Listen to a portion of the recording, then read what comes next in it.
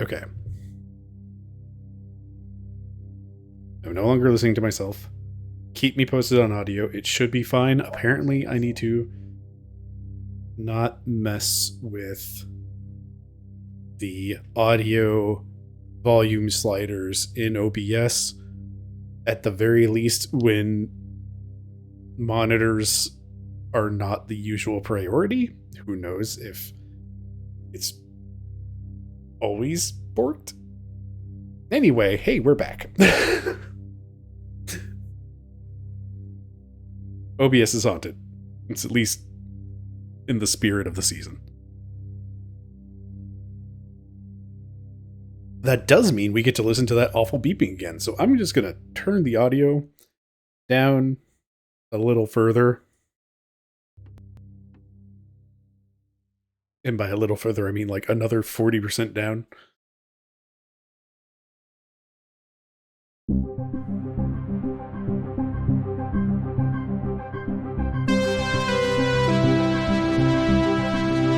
That doesn't seem to be doing anything in OBS.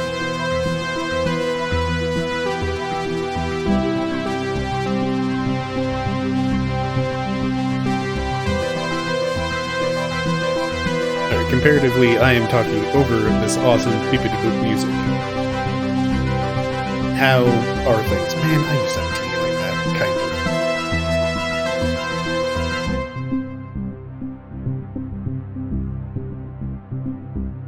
Okay, we'll see how bad the beeps come across on the poor audio monitor.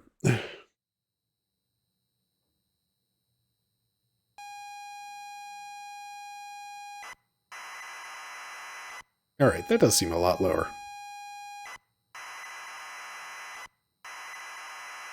I have no idea how to read the audio monitor in OBS. I swear it's just nonsense. Like, it's just made up.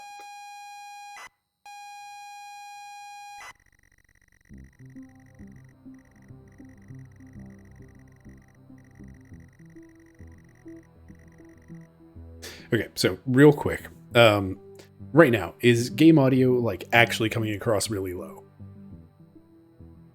Like, I have it set to, like, 35-ish% of audio. It looks like it's probably behaving that way in OBS. I'm going to turn it up some, but I want to make sure that, like, this is actually working correctly in the way that one would expect it to work. It sounds normal.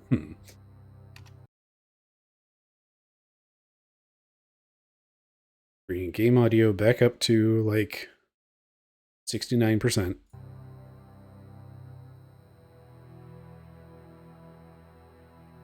No weird unintended cracking, but, like, audio-wise, did it go up in volume somewhat just now? I think it did.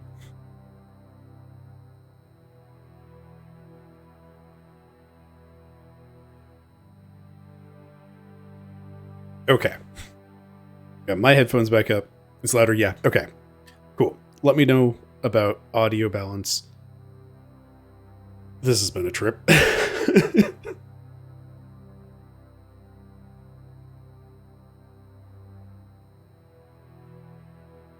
Okay. It is 22 o'clock in 5 minutes. Let's dig in. Oh, the house abandoned by no code. You pull up to the driveway of the family holiday home and park the car. It's dark, but it's as idyllic as you remember from all that time. This is a very small portion of the screen.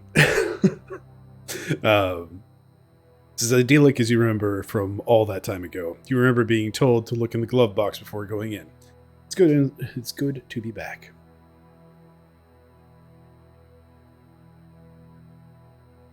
So, before I had turned down the volume in OBS, and that seems to have caused the crackling. So instead, I am using the Windows sound mixer to adjust volumes of specific apps.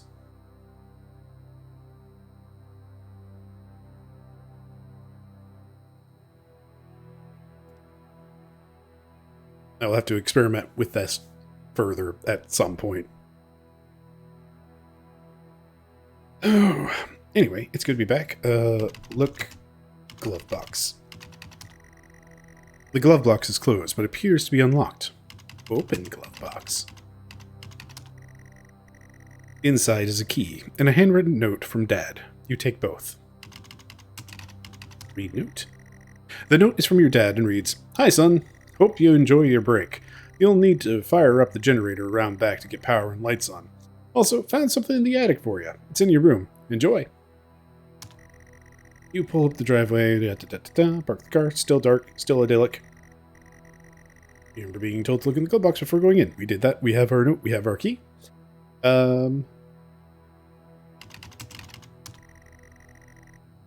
You open the car door and step out.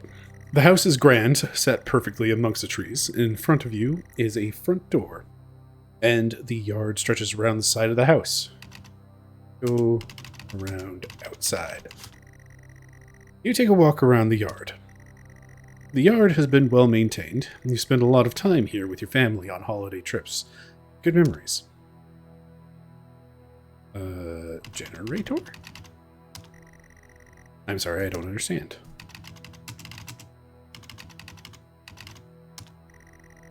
The fuel gauge is healthy, and it is manually operated.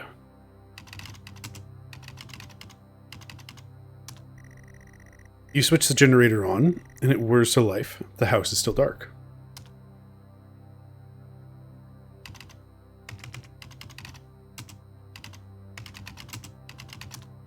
Open that front door.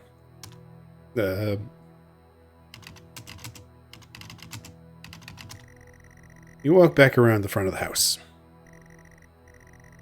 The house is grand, and all that stuff. Still a front door, still a side yard. The door appears to be locked. You will need to use a key.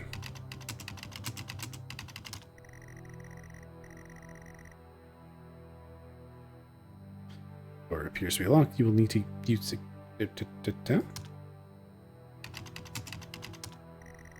You insert the key and turn. The door lock clicks open.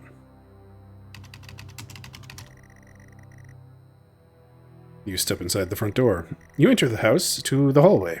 It's dark and you can't see anything. You feel a light switch next to the door, however.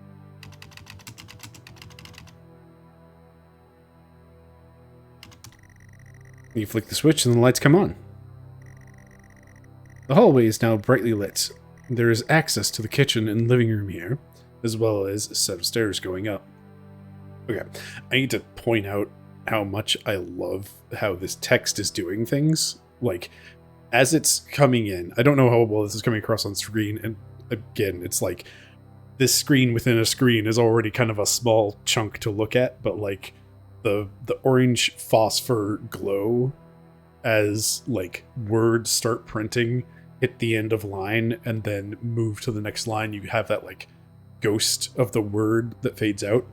It's just real nice. I really like that effect.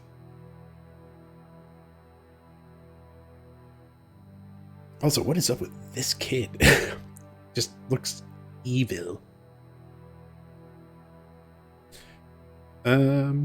Start with the kitchen. Look around you.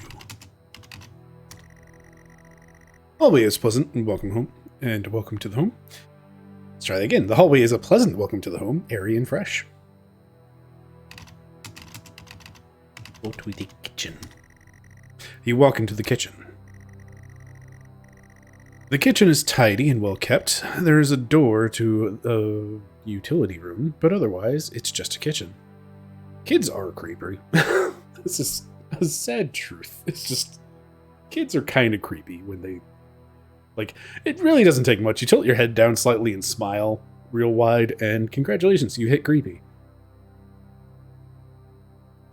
And I think being tall, it makes it easy for kids to look creepy because they don't have to tilt their head down at all. You're already getting that angle on them. Kitchen's tidy, well kept. Utility room. Open door.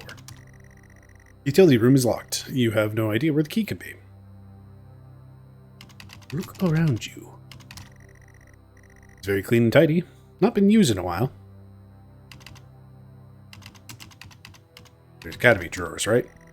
Nope. Leave kitchen. Go back out to the hallway. It's brightly lit and all that jazz.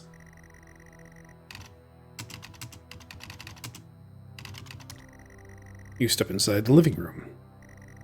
A spacious and comfortable living room. We spend a lot of good time in here playing board games with the family. Warm and inviting. There is nothing here of interest.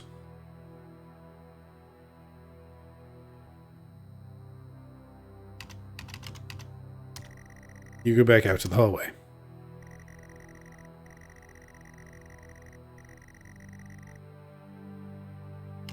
Go up the stairs. You walk upstairs to the landing. The stairwell landing. There is a bathroom, 2 bedrooms, yours and your sister's. Pictures adorn the walls. Images of happy times. Look, pictures. Family photos and holiday snaps are happy family.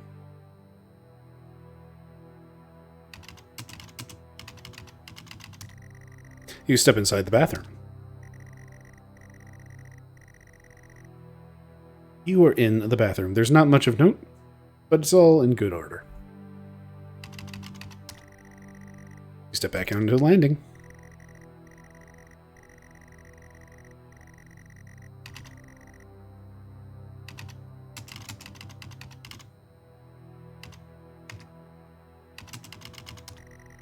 You walk into your sister's old room. Your sister's room is in perfect condition, untouched since the last time you had seen her. Posters of your heroes and some of her own attempts at art adorn the walls. A few shelves are crammed full of trophies. Her bed is drowned under a pile of colorful soft toys, a real nostalgia trip.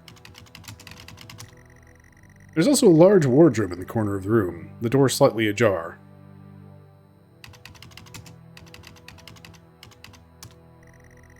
Large closed wardrobe. Unusually, the door is slightly ajar. She never liked you going through her stuff.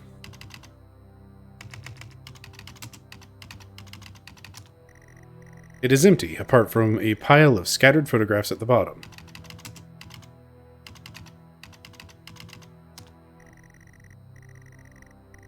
They are all identical. A forest road at night. You put them back. I got an achievement for that, I guess.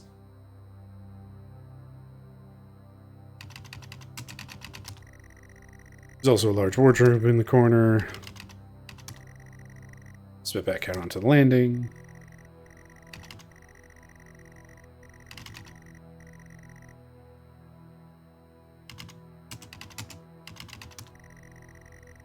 Not sure which room. Go to my room. You walk into your old room. Your old bedroom. So many good memories in here. It's been preserved so well. On the desk is a gift wrap box. Standard bedroom, desk, wood grain TV, the usual. Large gift wrap present. The tag says your name.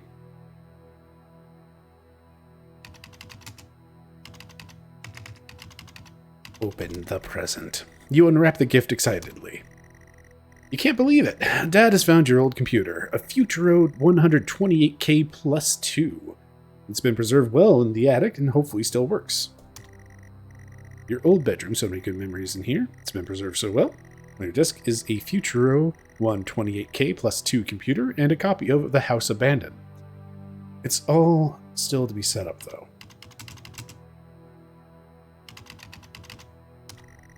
You start to plug in various cables and leads. The computer is all set up and ready to go. There's a game here, too. Insert game. I'm sorry, I don't understand. Start game. You put the cassette in the computer and press play. That got me.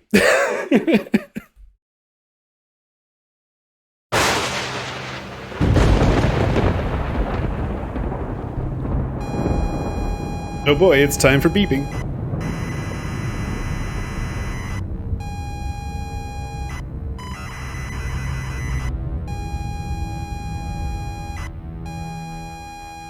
sure said get out a lot of times, didn't it?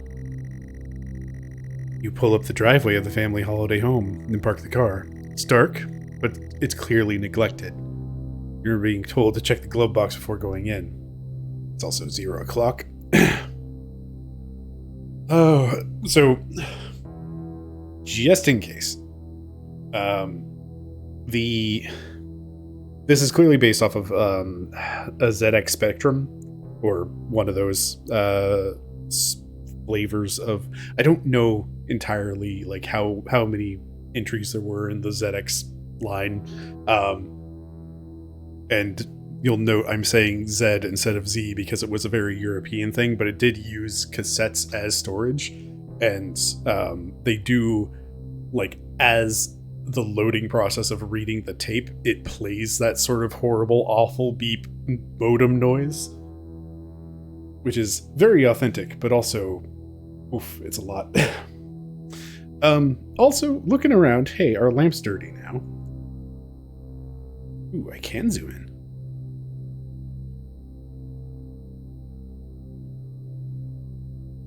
Picture of child. There are now black bars over the eyes.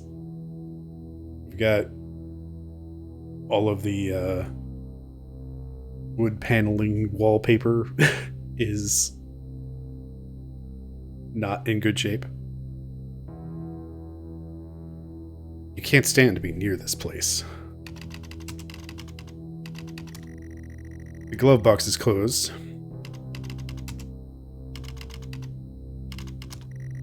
Inside is a key and a handwritten note from Dad. You take both. You don't recognize the handwriting. It says, get out, get out, get out, get out, get out, get out, get out, get out, get out, the car, get out, get out, the car, get out, get out, get out, the car, get out, get out, get out, get. You pull up the driveway.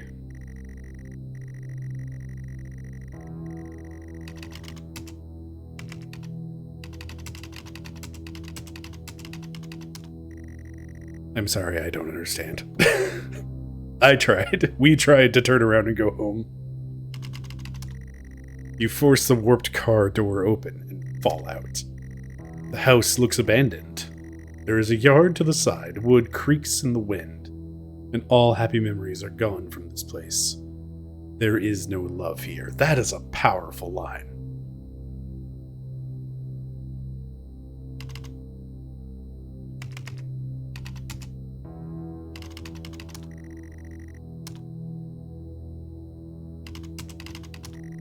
You step through the debris to the backyard. The grass is overgrown. The weeds crawl up the side of the house. It's not a nice place to be. You clutch the note, needing to look around.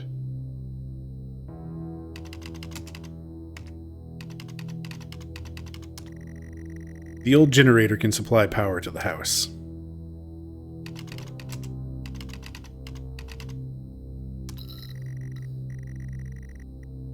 There isn't much fuel, but the generator starts up.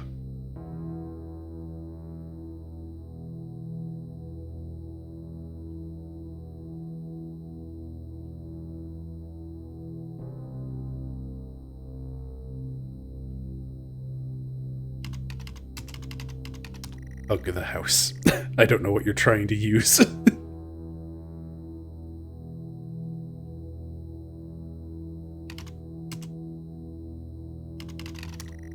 You go back to the front of the house. Still looks abandoned. The yard is still to the side. Wood creaks in the wind. There is no love here.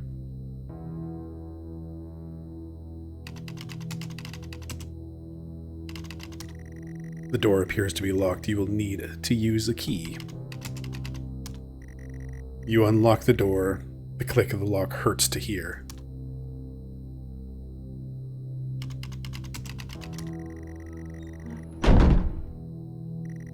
You reluctantly step into the front door. Pitch black, but your senses are punished more by the smell. Stale air and damp. This could not be less inviting. The note burns in your hands. You feel compelled to read it over and over. It's too dark to read, but it feels weird to the touch.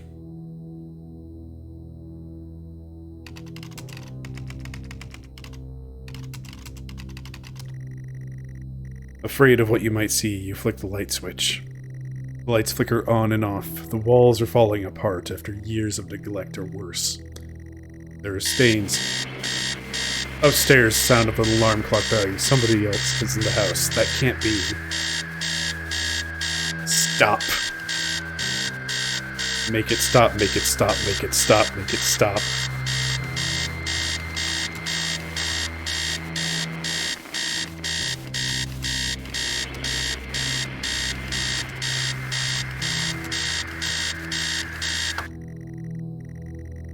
Somehow the alarm stops. You can feel something. You are still in the hallway, the noise has stopped, but you feel a presence. Someone is in the house. They should not be here. There's a kitchen and a living room adjacent, and stairs leading up. The note feels disgusting in your hands. Can't read the note. It's bleeding.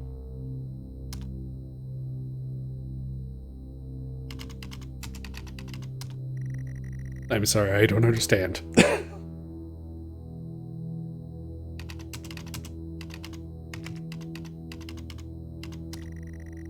You go into the kitchen.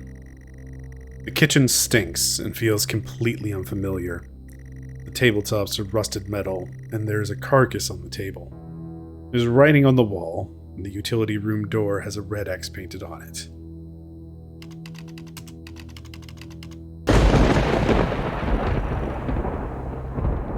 In blood, the number 1986 is smeared across the wall. Oh. That wasn't there before.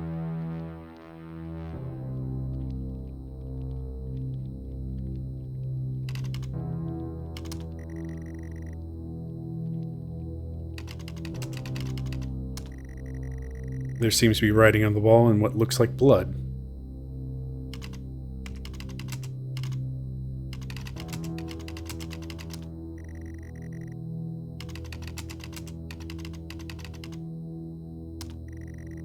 You look closer, but you can't tell what it is or what it was. There's a red X on the door. You assume it's paint. Yeah, must be paint. It feels like the note.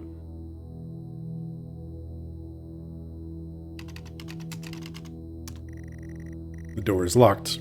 Can't get in there. Not yet.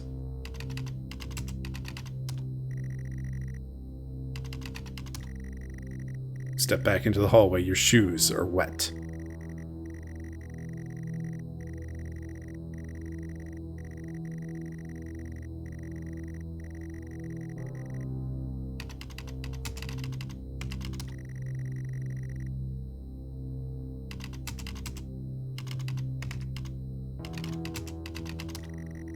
You enter the living room. The living room, although hardly an appropriate term. The furniture is threadbare and worn. The note is fixed in your mind. Dread fills the pit of your stomach. This is not a nice place. Run down and empty, abandoned, and for good reason.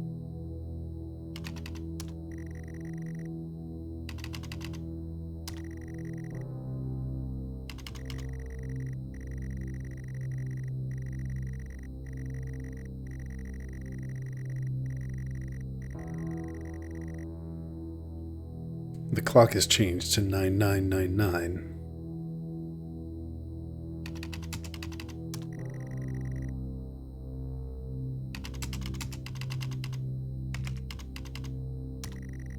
You head up the stairs. They creak.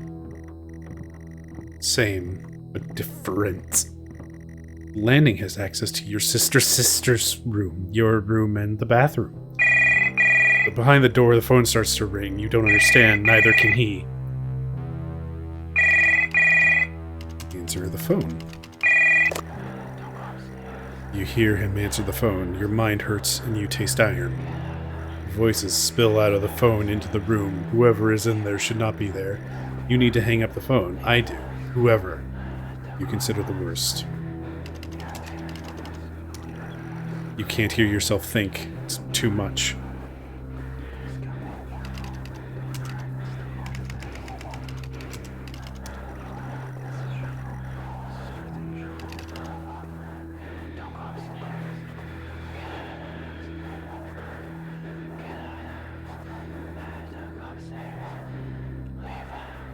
Leave the house. Get out. Don't go upstairs. We have to get out of here.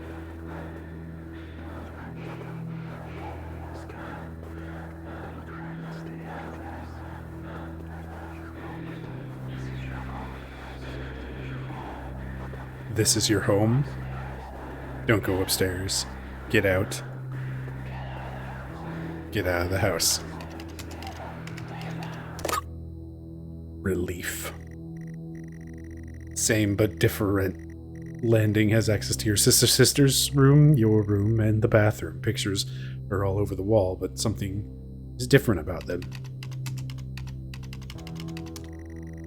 Pictures are of your family. The eyes have been scored out on all.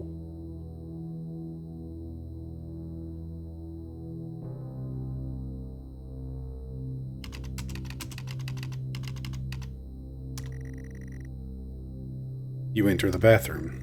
The bathroom feels disgusting. Every surface is covered in a layer of oily grime. The sink is a haven for all kinds of bugs. Broken mirror hangs above the dirty sink. Taps rusted in position.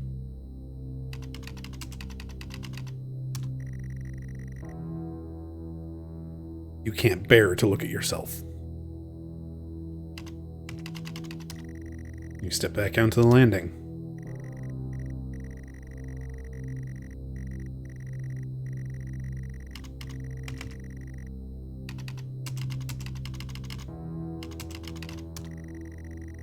Jennifer's room is boarded up.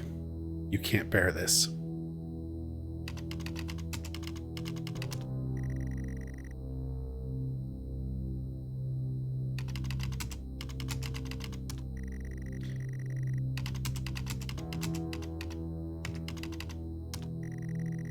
The door is bolted shut with a 4-digit combination lock.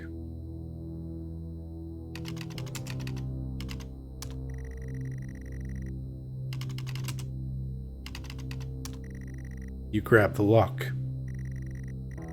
The lock is rusted, not used in years. The key in your hand weighs heavy, the note heavier. You grab the lock and can now input the code. The lock clicks open. Some nice positional audio on that. It's like behind and to the right.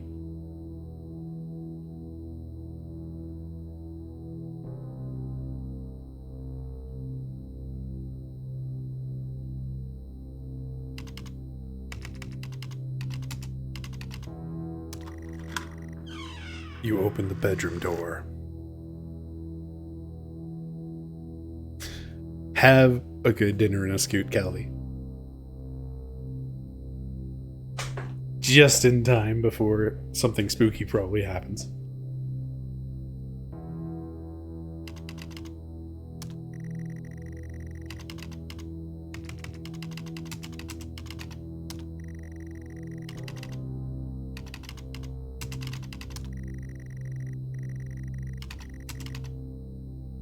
Photos during the wall all misaligned.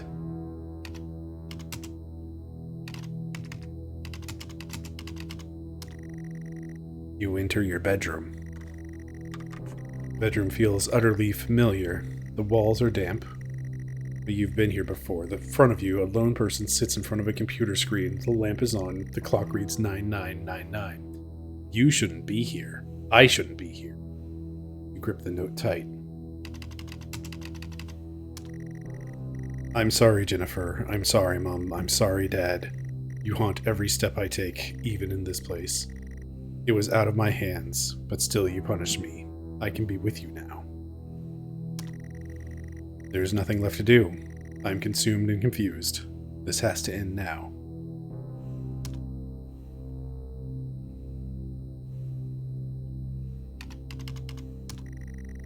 You can't leave here. This is where it has to end.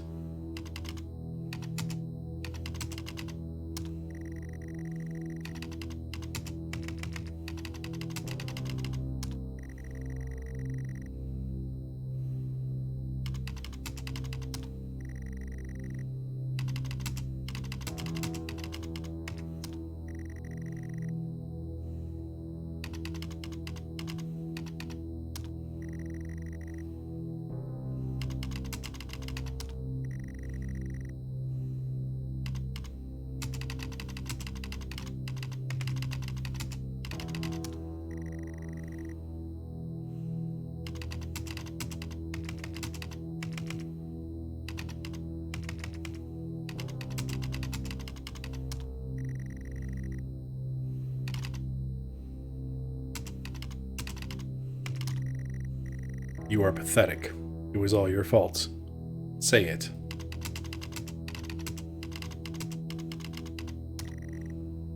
Oh, please stop.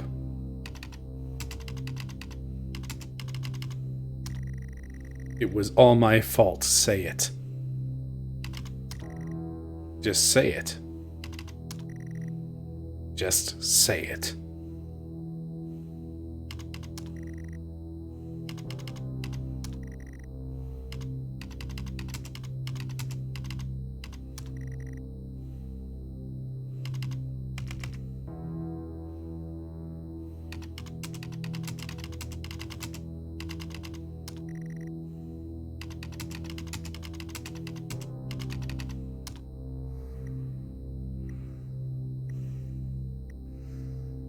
Finally.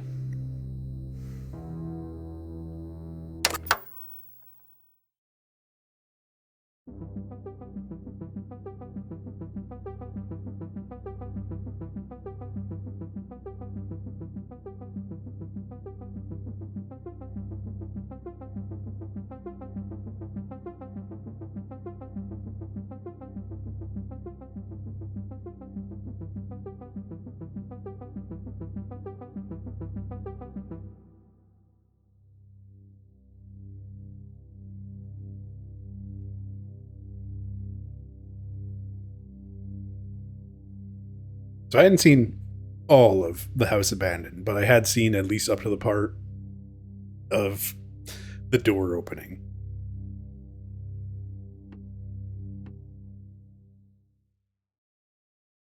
Some commands may be case sensitive. Keep a lookout for hints.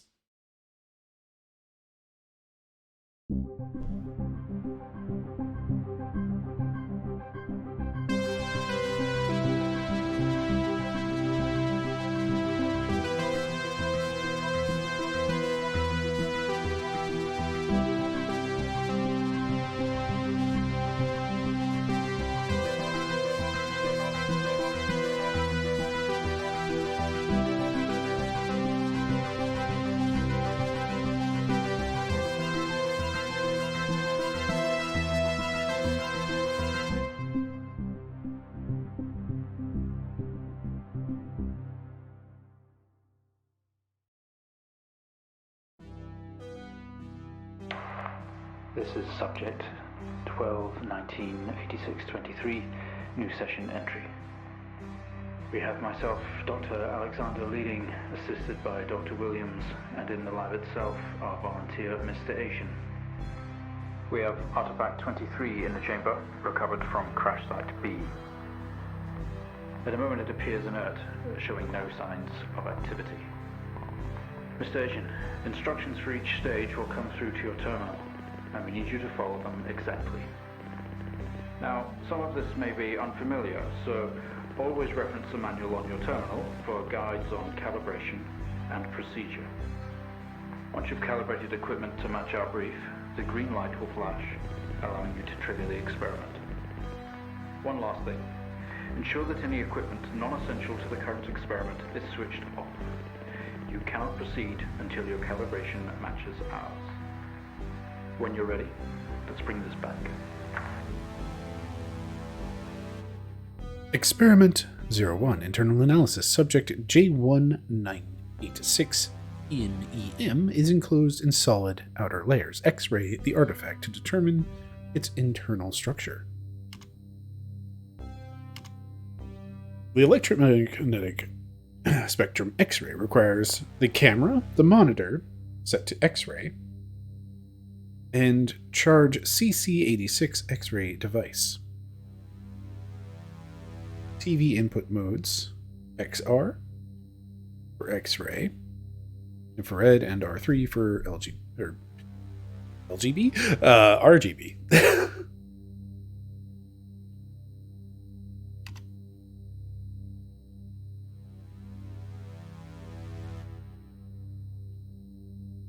I have to roll over to the test chamber.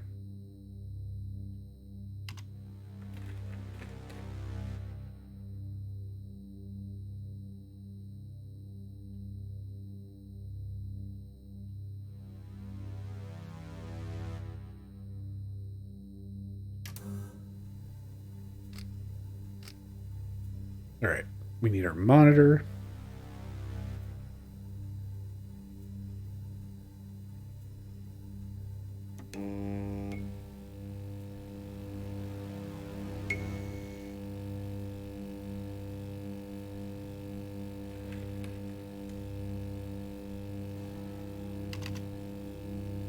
Set monitor X-ray. We need the camera and charge CC86 X-ray device.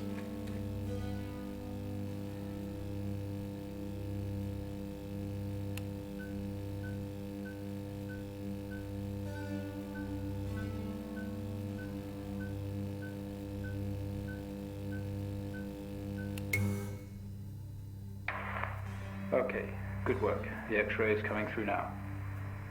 There's no visible damage to the surrounding organic material, and no signs of activity either.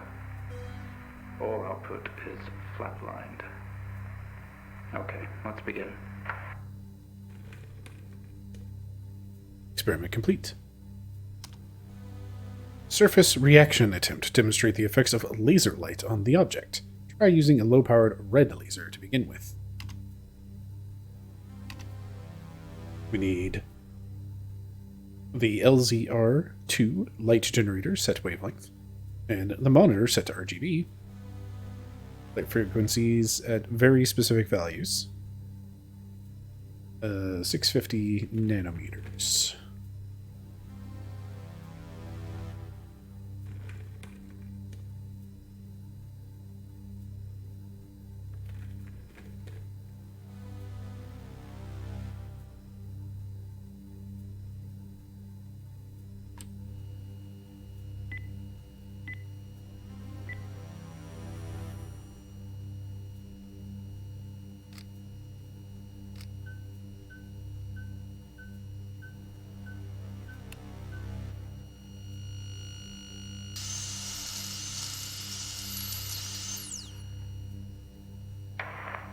No reaction from first stage. Let's try a high frequency.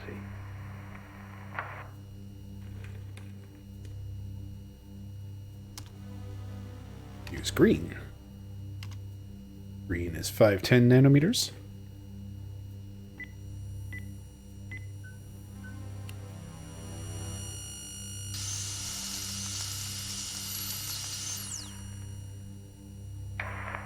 Okay, we have a reaction of some sort here, a weak signal. Let's keep going. Increase again.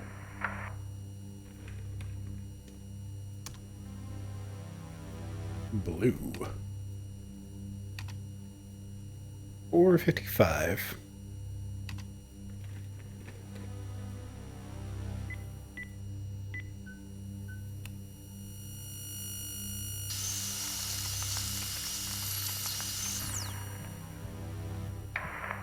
Well, would you look at that?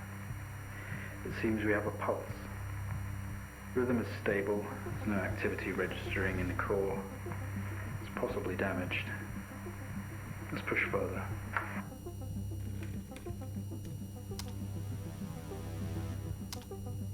Resonance frequency. Test the acoustic resonant properties of the object. Begin with generating a 250 Hz sine wave with amplifier set and gain set to 1. Acoustic resonance requires the signal generator set wave frequency and waveform, and the amplifier set gain. Okay, so we wanted to do a 250 Hz sine with 1 gain.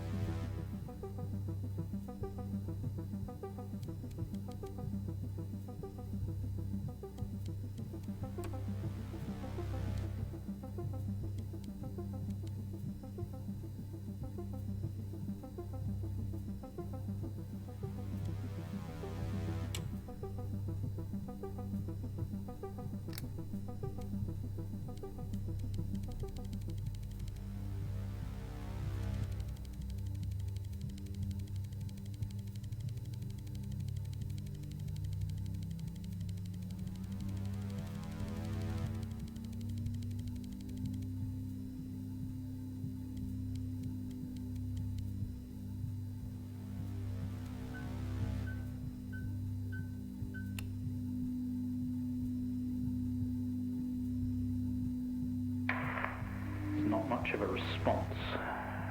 Updating the experiment now.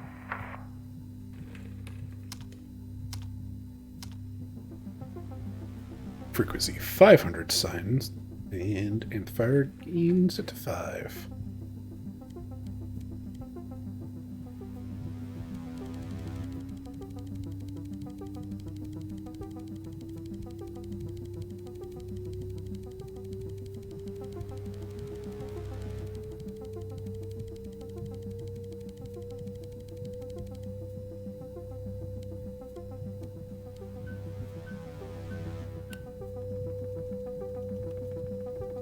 Increase the pulse quite a bit.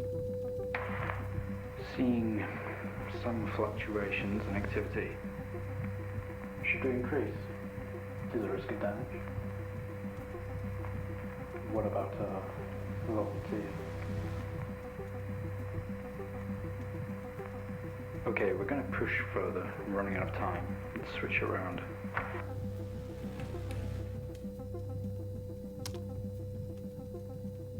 Square wave, maintain.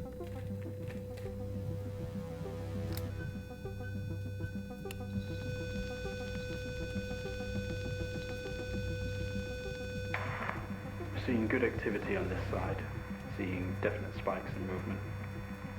I know this might seem uncomfortable or dangerous, but you need to trust us and keep going.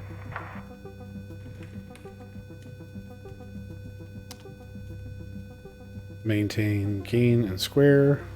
Waveform up to 1 kilohertz.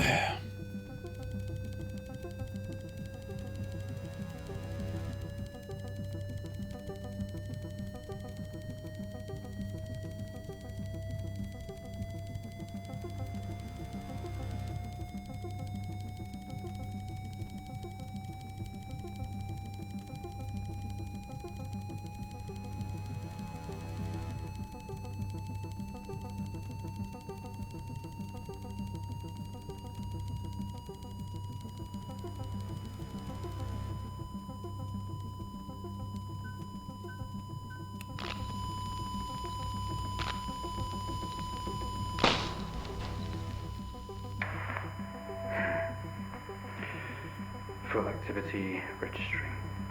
We did it. Can you hear us? You've made excellent progress. You're doing great. Now we need you to stay calm and try to relax as we go through these next steps. We're going to attempt to alleviate some of this discomfort. Yeah, it feels somewhere between that sort of shock experiment button thing and a hint of look around you. The protective casing is off. Proceed to drill the surface. Switch drill on. Ensure all their equipment except camera and TV are switched off. When ready, trigger Sync Master as normal to begin drill insertion.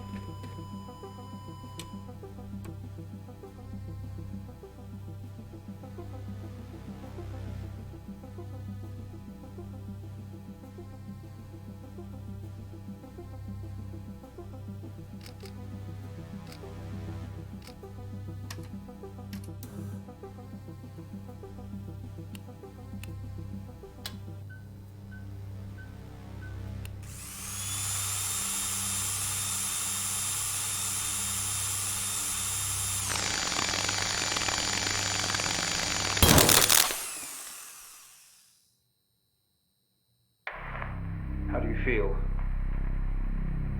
Don't be scared. We have the situation under control. Do you? Take a few moments, and when you're ready, we'll continue.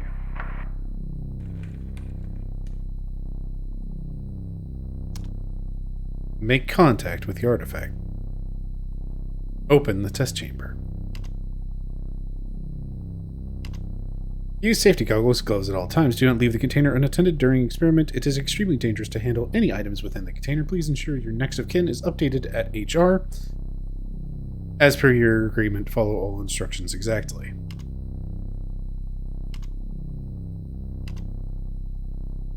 Okay.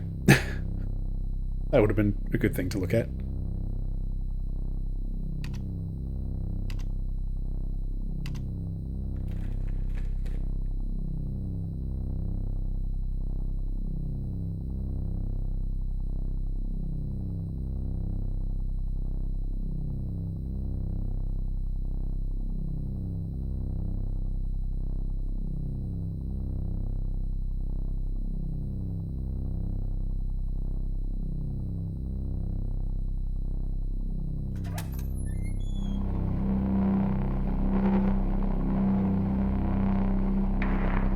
Stay calm. You're doing fine. Don't be afraid. Hello. I'm sorry to have to do this, but we have to know. Oh, that's some flashing warning. I know how difficult this must be, but you can do this. It's time to remember.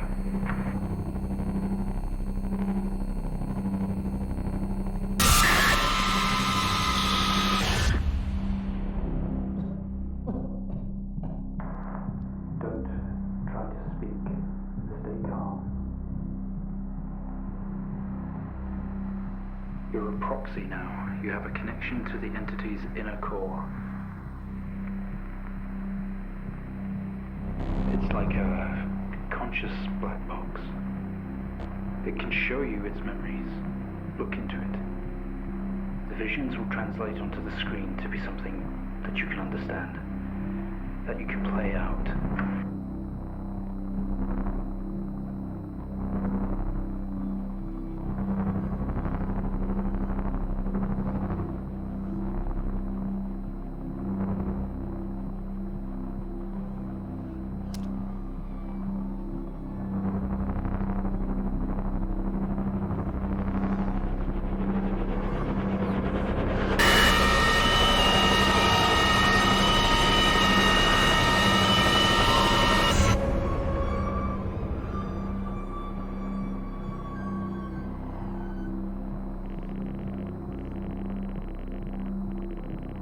You wake up in the cryopod. Struggling against gravity, you force yourself up. Impact into the planet's surface has torn a hole in the ship hull. You can navigate its memories. Use the computer. Work your way through. Ponder the orb. Poisonous atmosphere spills into your craft. You're in grave danger. You have to get out of here.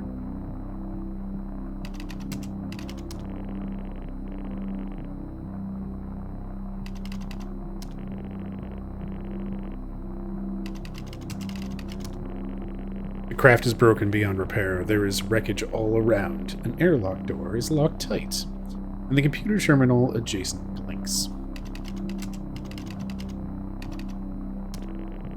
The monitor blinks, demanding attention. The system looks usable. You tap at the screen, and the airlock door sputters to life, slowly opening with a horrendous noise. The ship powers down to silence, having spent the last of the reserves.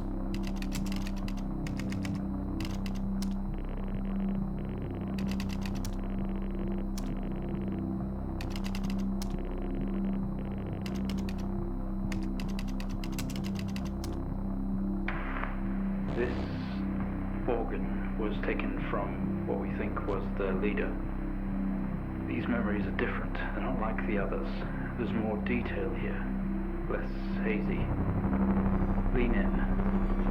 See what else is hiding. Breathe the poison.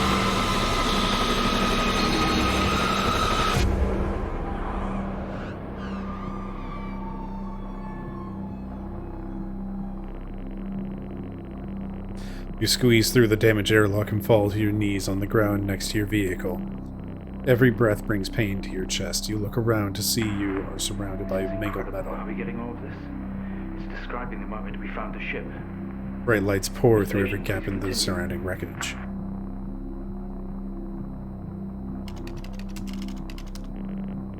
Crash site smoke billows from the downed ship, exterior lights flicking on and off. Wreckage surrounds you. Looking upwards, you see unfamiliar star patterns.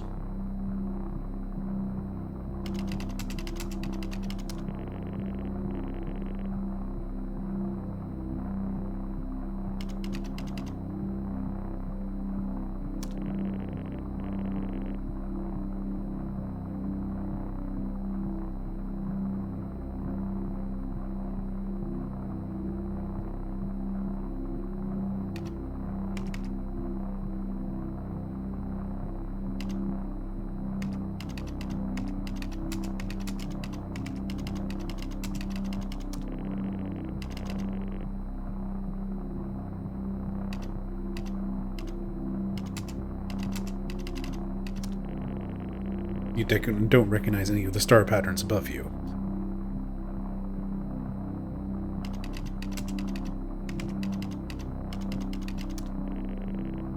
Wreckage surround you. Some of this metal will have to be moved in order to free yourself.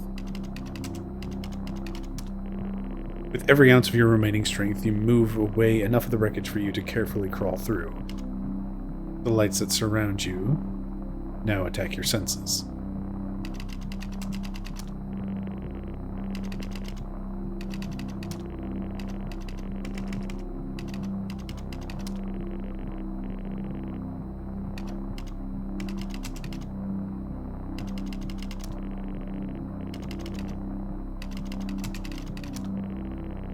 A circle of artificial lights surround you, set up to illuminate the crash site in the darkness.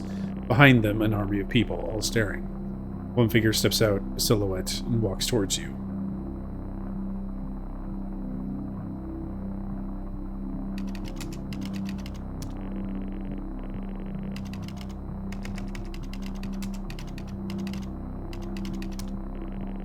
The silhouette is bipedal, bulky.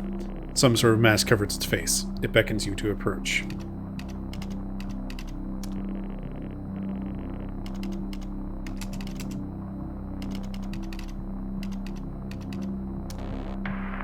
Your heart rate is elevated, but you're doing well.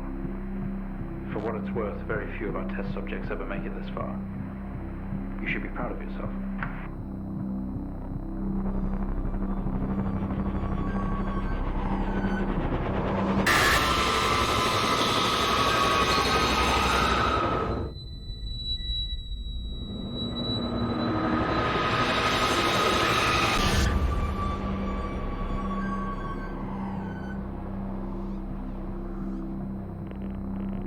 We awake.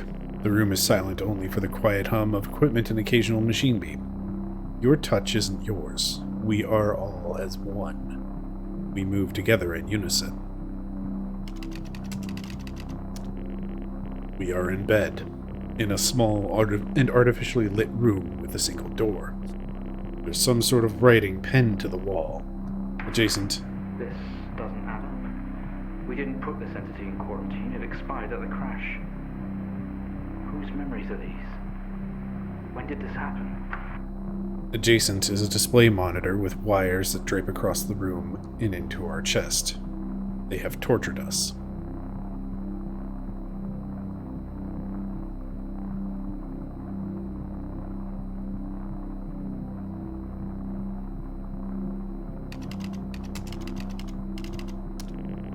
The screen didn't give anything away, flashing symbols and what could be numbers in rhythm. A series of wires leave the machine and run across our chests.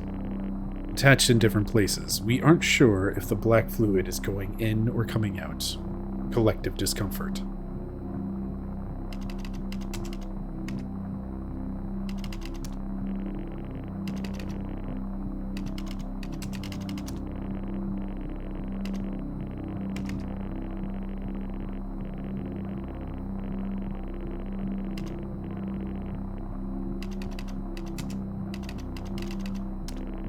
Stuck together are a series of flat sheets with symbols across them, some sort of writing.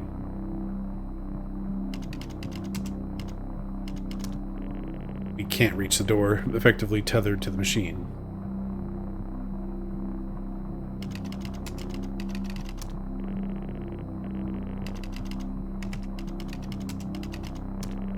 The door in the corner looked atmospherically sealed shut.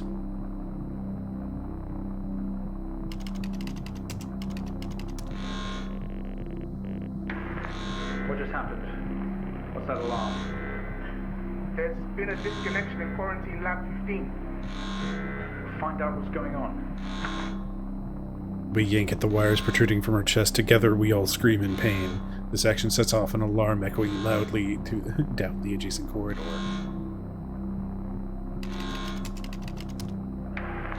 Doctor, specimen 20 has left lab 15. It's on the move. My God. That vision. It's not a memory, it's happening right now. Mr. Asian, I need you to stop what you're doing, please.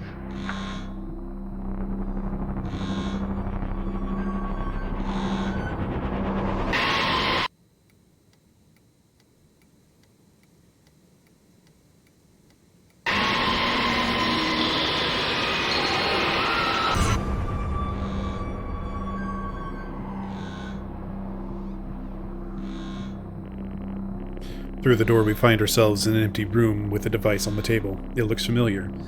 They don't know how it works, but this host does. The door closes behind us, and the lock clams shut. We are alone, together.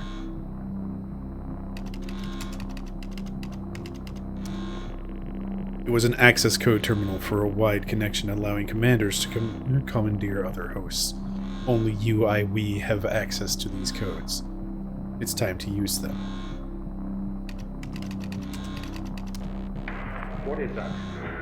We haven't seen that before. What is it doing? It's using the tool we recovered from the crash site. It's in our systems. It's sending something across the network. It's broadcasting. Mr. Asian, please. We deeply regret what we have put you through, but please understand it was for the greater good. We had to know more. Rebelling now could be catastrophic. You don't know what this might do to you in the long run.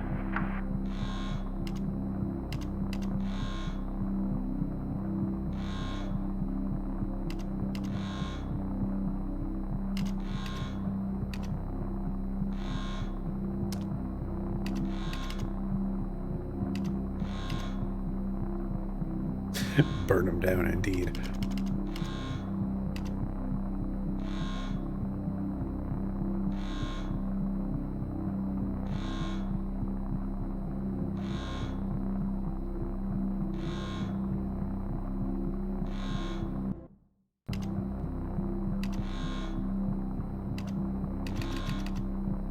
I feel like I missed something somewhere.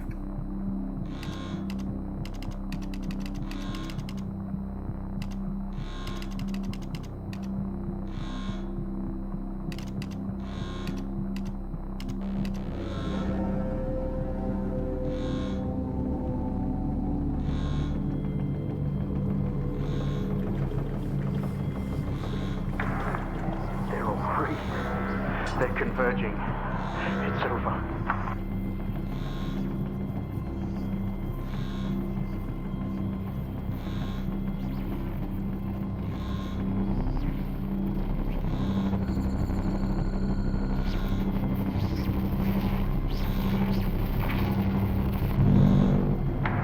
Mr. Asian, please don't do this. We mean you. We mean them no harm. Please, don't do something you'll regret. Wait.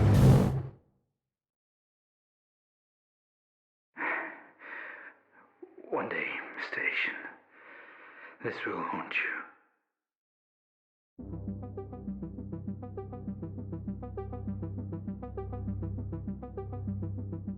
Become as orb.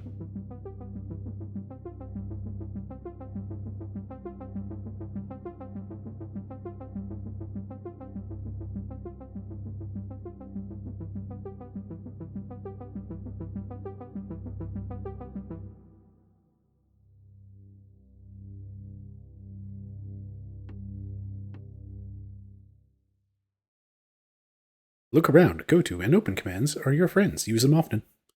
Good to know I have friends.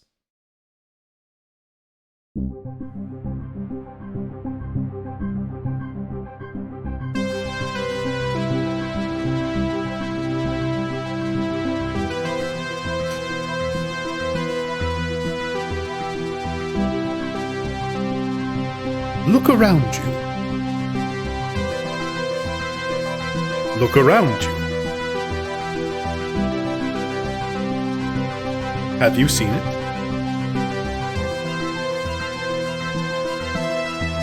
Calcium.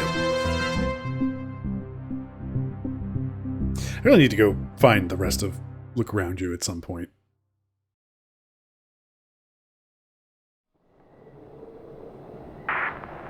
Station 3, do you read me? Give me a sign, man. This storm is getting pretty wild.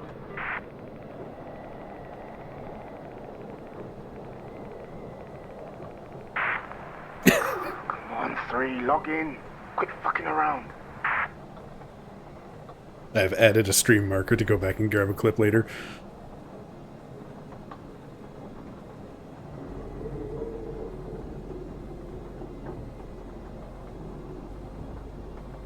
The exact alignment of the various technological noises around me sound like the bonus stage music from Sonic. Anyway.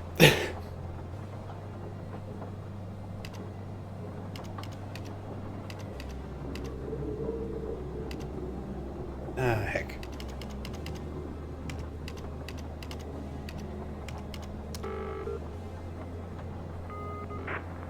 There he is. Finally, what took you?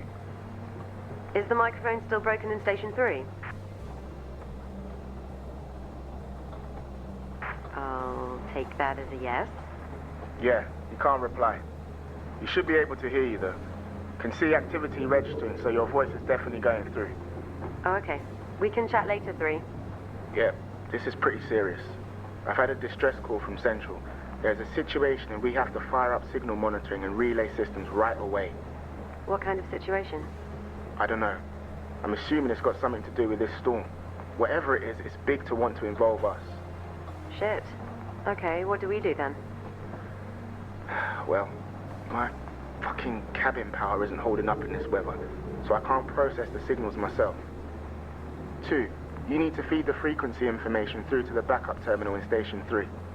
And 3, you just need to tune, decode, and process. Just refer to the handbook on the microfilm. It'll walk you through it. I've never done any of this stuff, so I'm not going to be much help, I'm afraid. It's simple, honestly. You could do this in your sleep. Okay, first one is due to appear in a minute or so. Have a quick read of that microfilm handbook. It should be on your left. I'm going to get suited up and restart the generator. Don't fuck it up. Good. Oh, wait.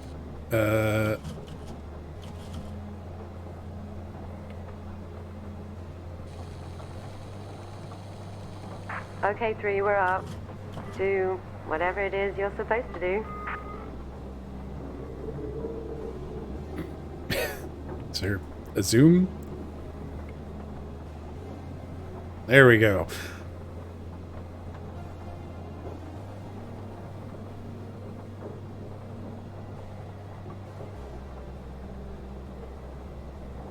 We thank you. We at the Central Monitoring Division would like to thank you. Let's just zoom all the way in here.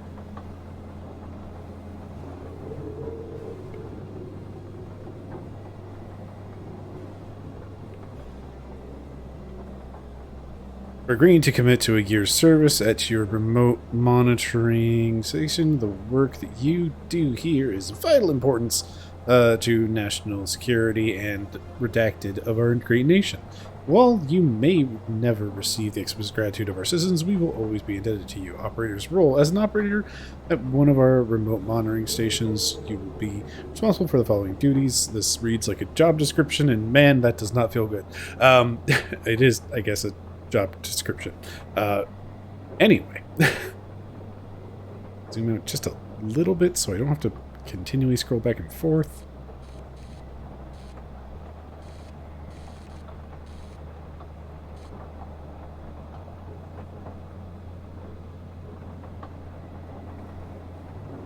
It's like G-posing, but to read instructions. Daily monitoring specified radio frequencies, input of test data in a timely manner. In the event of national security emergency, you will be asked to monitor and input live blah blah blah blah. Without question or hesitation, carry out any maintenance needed on the site and continue running the station. Redacted should such a situation arise. Intruders should be redacted. You are instructed to meet with supply ships and ration food accordingly to ensure the station is continually self-stocked in case of redacted, your 14th and 15th molar teeth. Please note any instructions carrying the GCS flag must be dealt with as a matter of urgency.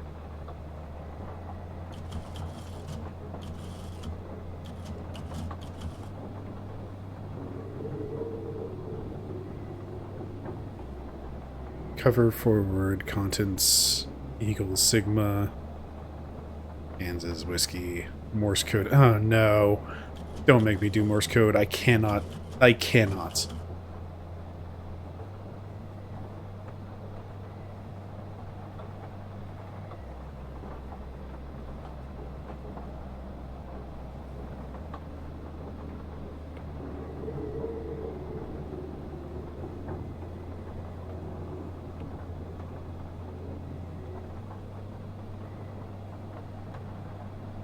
Oh my god, this is going to be...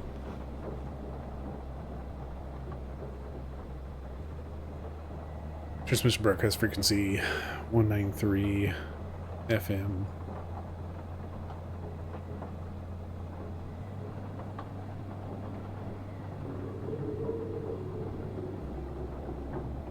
Can I just grab this bar?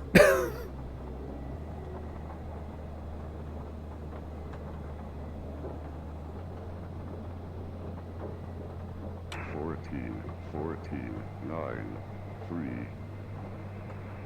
Oh, jeez. 14-14-9-3. 13, 0, 14, 14, 9, 3. Oh, God. I am not prepared. 13, 0, 14, 14, 9, 3.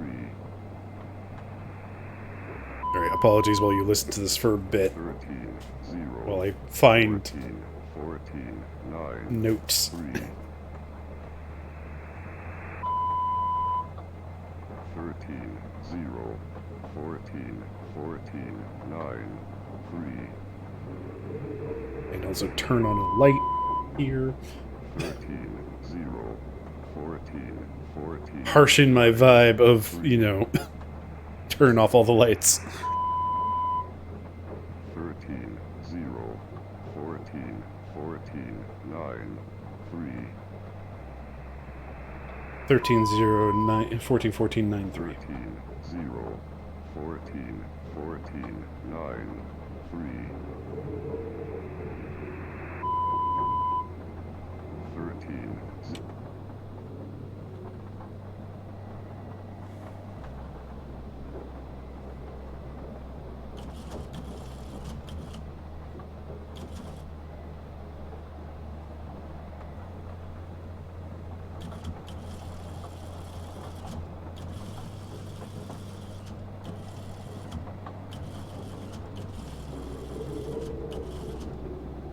Landscape.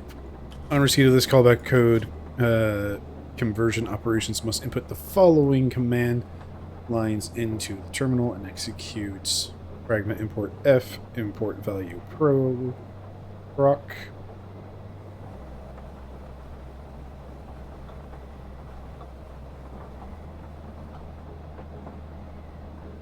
P close HJ, execute. Input terminal code, hitting enter line, type execute to run the program.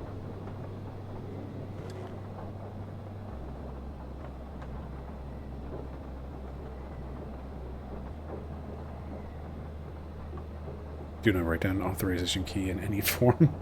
Oops.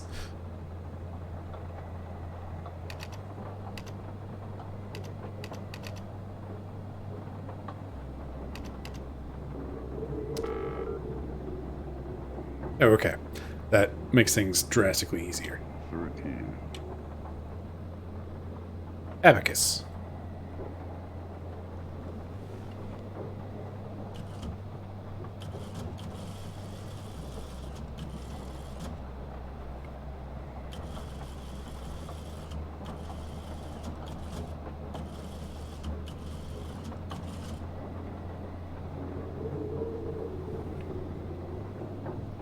Abacus is 6.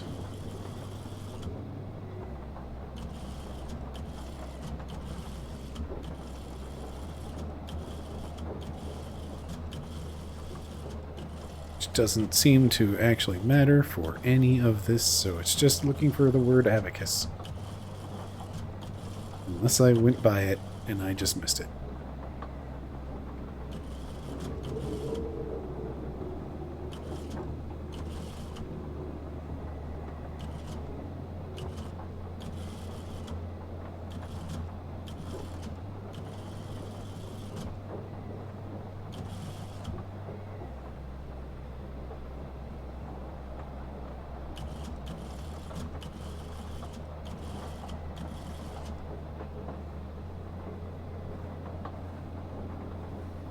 Love a good flowchart.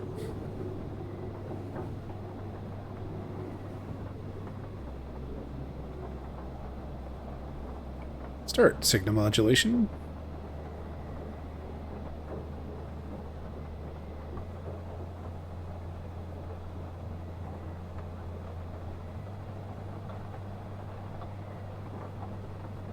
This is going to be mildly insufferable, isn't it? It's neat, but also, oh no. Complicated instructions that have to be scrolled through so very carefully. Fiddly full.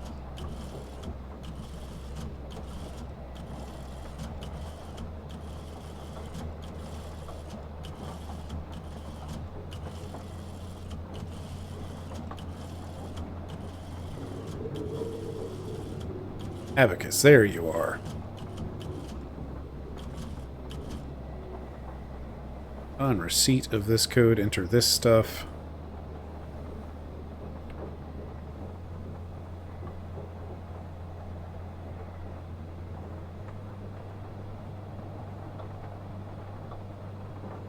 One second.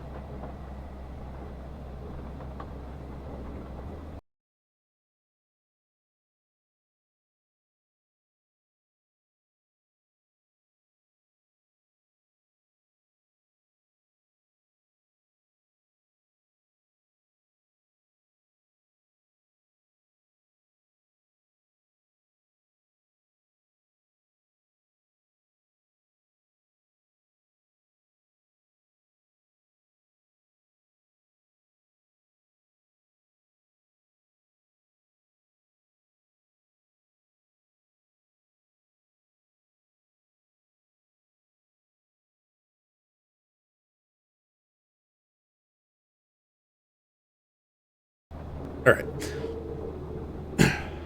Raid banning bots. It's everybody's favorite.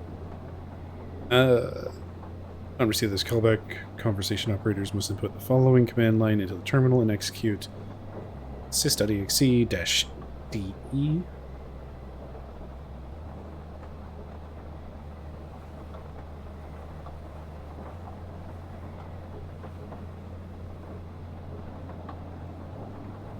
Is that an 8 or is that a 0? That is a 0.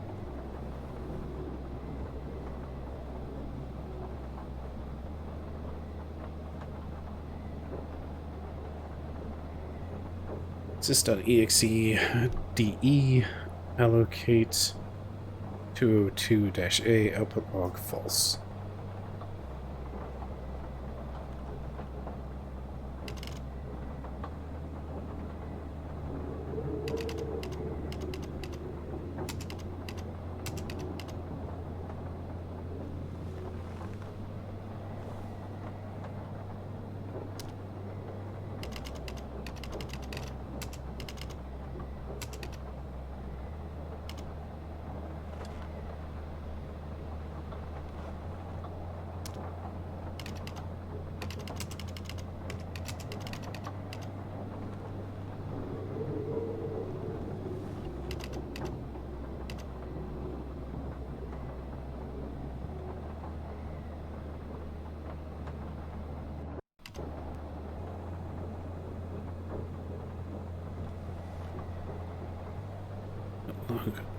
False.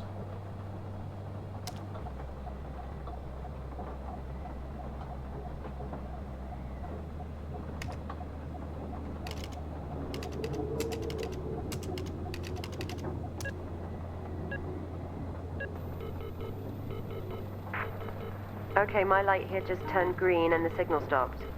So I think you did it right. Next one coming up in 30 seconds, apparently. Don't leave them hanging too long. I don't know what they're for, but I know we have to make them top priority, or I'll get shit. Of course, don't worry, we'll keep on top of it. Okay, there it is. Creepy sounding things, aren't they?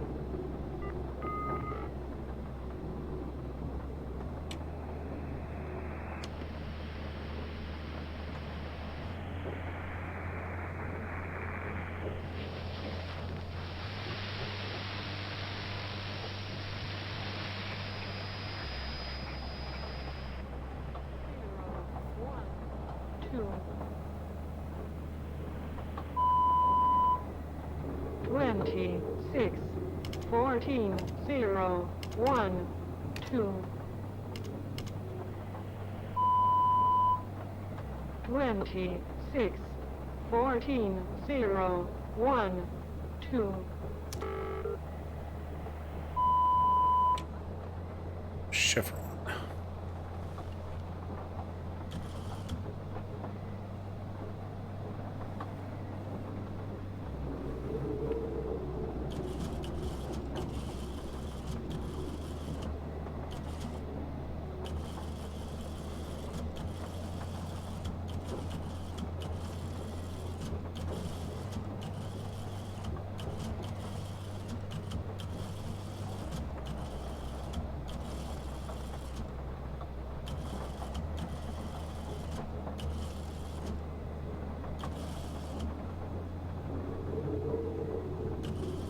Jennifer, sacrifice, drive, Chevron.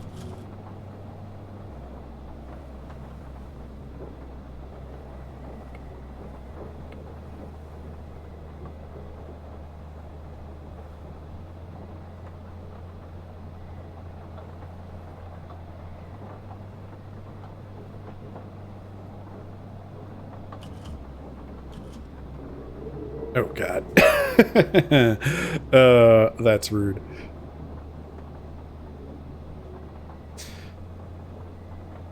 Now we have variable substitution.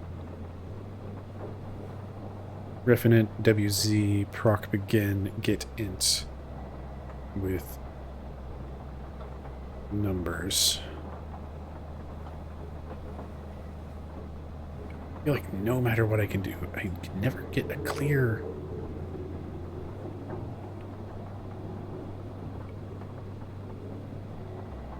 Ref.init WZ proc begin get int.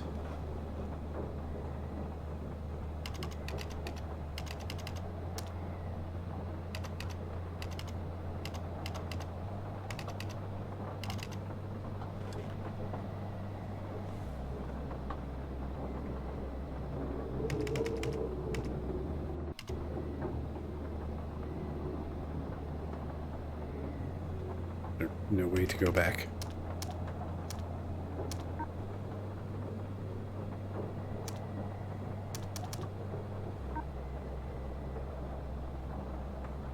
There we go.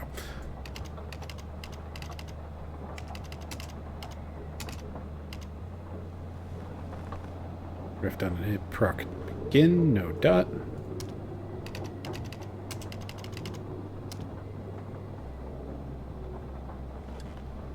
Capital get.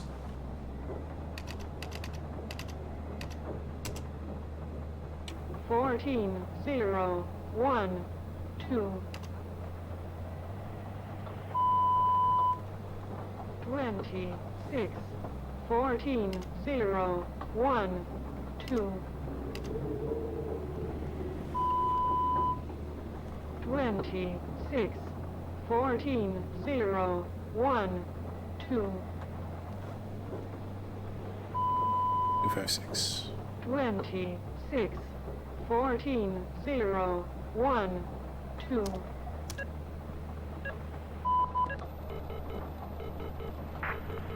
Thanks, 3. Just pushing this update to the transmitter now.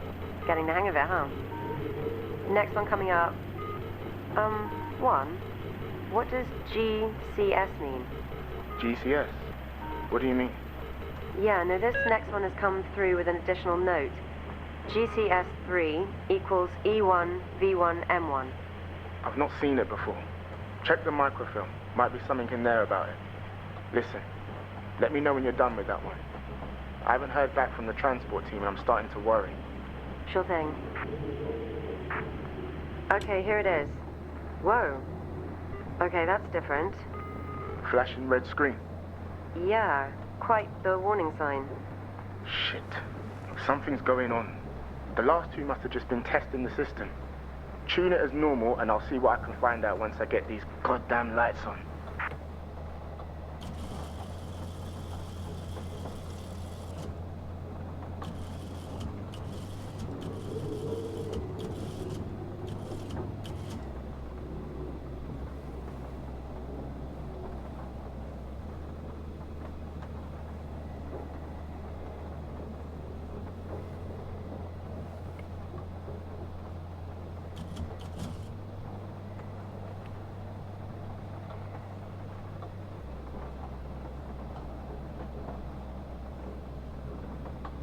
And so verbal commands, speech or shout. None. Obeys commands for movement. EVM. All of those were 1. None. None. Presumably none.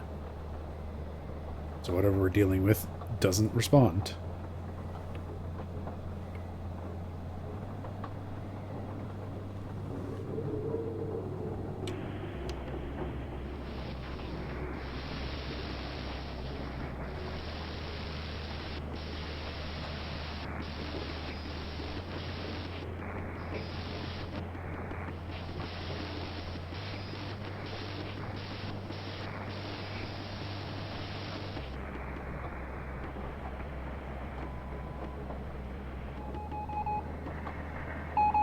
Oh, screw you, game.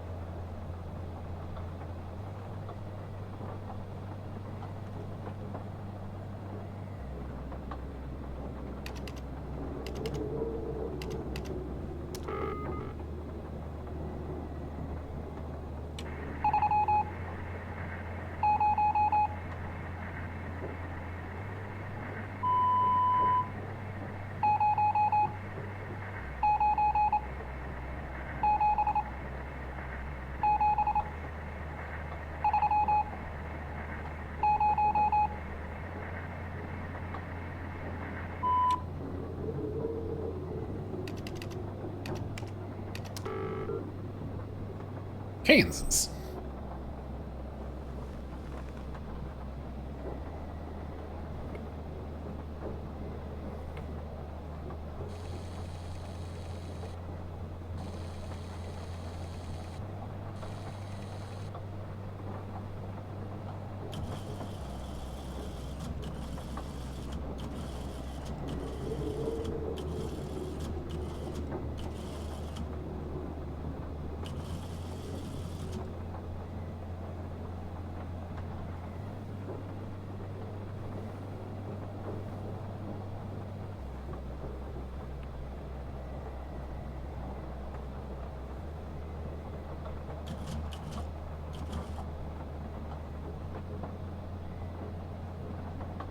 Yeah, this is rough.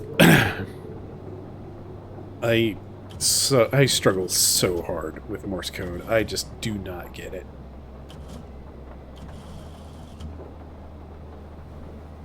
It's like I just have to sit there and like think way too hard. It's like, was that a long or was that a short?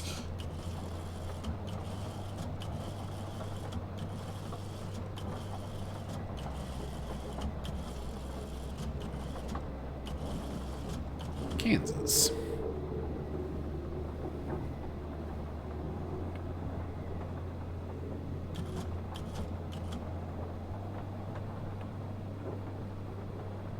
Version open and input variables. Largest number from broadcast, smallest number. At least that's easy. Point.package x 09.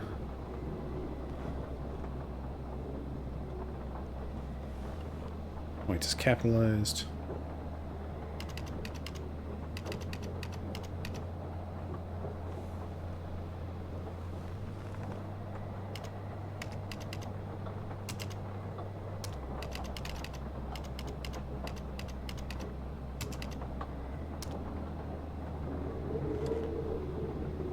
Sal A4G.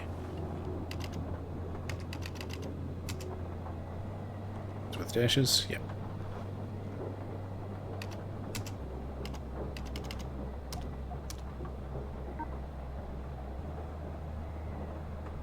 What do you mean?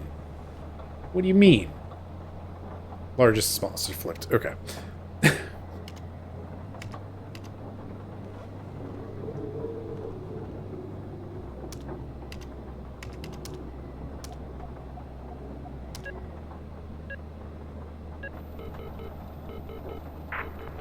Okay, one, we're done. Nothing has happened really, all good. What did you want? I'm about to head outside to look at this generator. My cabin is completely out. Listen, Scorched Earth 18 I just checked targets. the roster and we were supposed to hear from the supply team 3 days ago. But I've had nothing. Launch No successful. responses either. Shit. The storm? I hope not.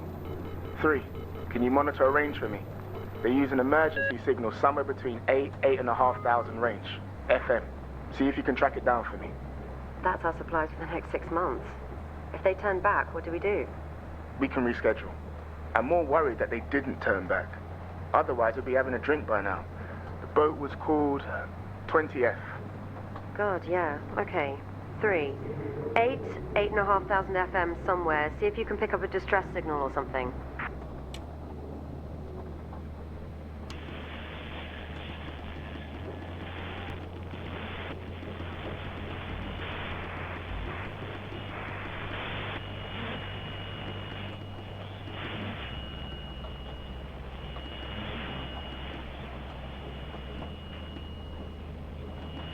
Call back, over. begint zich tot het binnenland te verspreiden. Bewoners van de oostelijke regio hebben een buitenisselijk weerpatroon gebouwd en ook een verhoogde elektrische activiteit. Please respond.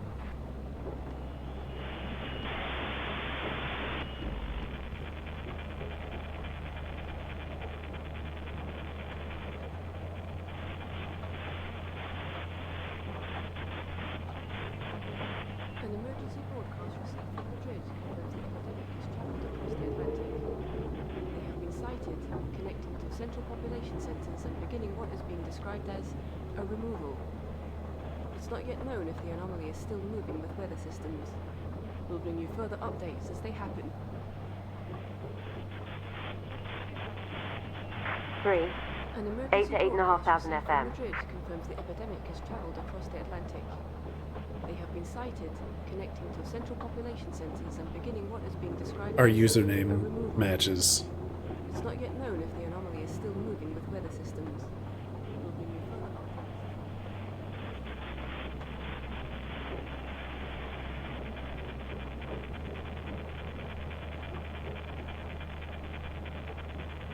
Does anyone read? This is Supply Vessel 20F. Do you read me? Oh my god, that's them. This is a distress signal from Supply Vessel 20F. Please respond. Is anyone there? We don't have enough supplies to last whatever this is out. We have some on board, but it's not enough. We try to turn back, but Storm, or them, have messed with our GPS and sent us straight into the ice. What on earth is he talking about? We're holed up here. We just got word from Central that New York has fallen. Everyone's gone there now. I thought us being so remote would give us time, maybe, but I can see them coming. Be ready, all of you. It's 20F out. 1, are you there? Are you hearing this? Lock your door, 2. 3, do the same. What do you mean? Did you hear the report? I just got a call from Station B at the coast. Something is happening. I don't know what, but they said we had to lock up and stay in our cabins. Then it went dead. What are you talking about? Just do it. They're here. Ugh! Who are they? Shit, 1, there's another GCS signal coming in. Do we process it still? Yeah. As long as the GCS number is going up, we're helping a lot of people. It was 3 last time, it's 6 this time. What does it mean? That's good. That's good. Just process the signals. That's it in.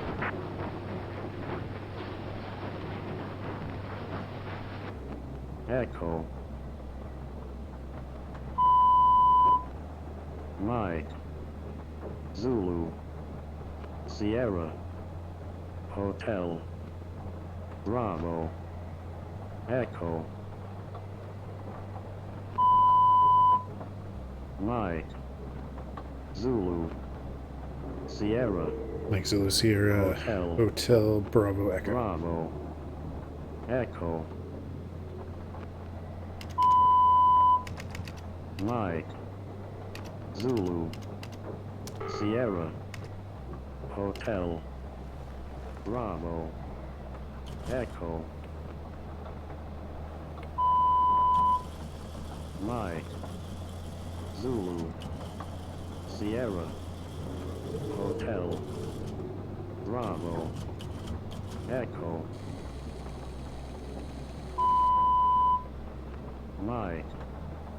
Zulu. Sierra. Hotel. Bravo. Echo. Mike. Zulu. Sierra. Hotel. Bravo. Echo. Did I just type it wrong? Mike. Mike Zulu. Zulu. Sierra. Sierra. Hotel. Hotel. Bravo. Echo. Mike. Ah, Zulu. yes. Sierra. Hotel. Bravo. Echo. Mike. And Zulu. it just is standard. Sierra. No, there's Hotel. frequency changes. Bravo. The frequency Echo. is 6970, Mike. so offset by a few. Zulu. Sierra. Hotel. Okay, so +2. Bravo. Echo. Mike. Zulu. Sierra. Hotel. Bravo. Echo. Mike, Zulu, Sierra, Hotel, Bravo, Echo, Mike, Zulu, Sierra, Hotel, I do love me a Bravo. simple cipher. Echo, Just that slight rotational shift around the alphabet. Good Mike, times. Zulu, Sierra, Hotel, Bravo, What do you mean? Echo, Mike, Zulu, Oh, forgot to add 2 to Mike. Sierra, Hotel, Bravo, Echo, Mike, Zulu, Sierra, Centaur. Hotel, Much as I love that Microsoft Sam voice. Let's not.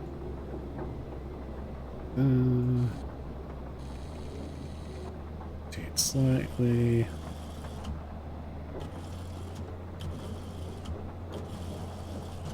Sibling.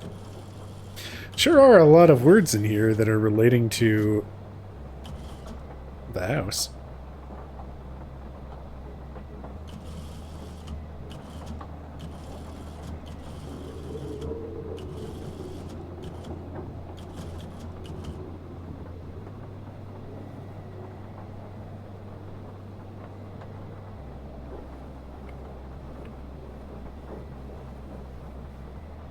Seats.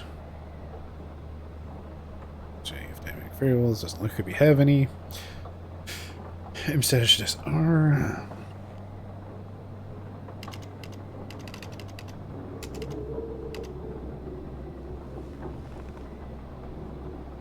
Command string C. Is it a capital command? Yes.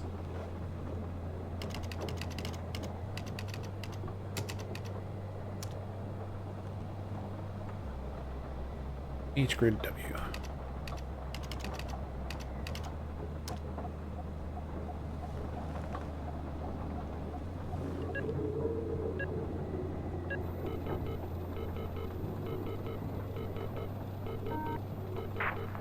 Three, there's something... I don't know what I'm looking at. Cabling? One, I can see something above Three's cabin. One of the power lines down. Sending coordinates launch One, successful. are you there? That got me.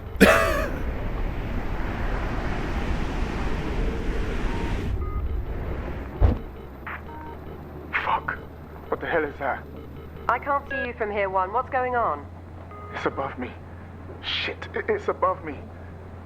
It's over Station 3 too. They're here. What's here? Jesus, One, what the fuck is out there? It's fine. It's fine, you'll be fine. Shit. Here's another signal. GCS7 equals E1 V5 M1. One, what the hell? It's flashing urgent.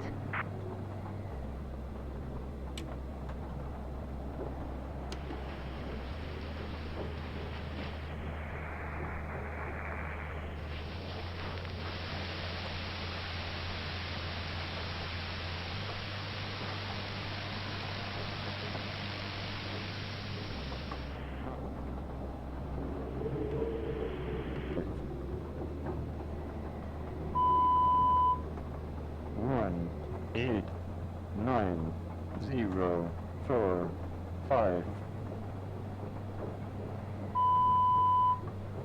1, 8, 9, 0, 4, 5.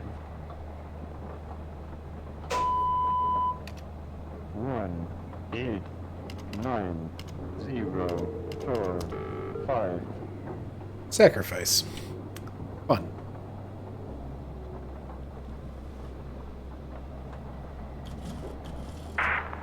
Guys, are any of you walking around in that stall?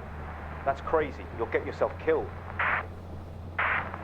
No one is outside. You're seeing things, 4.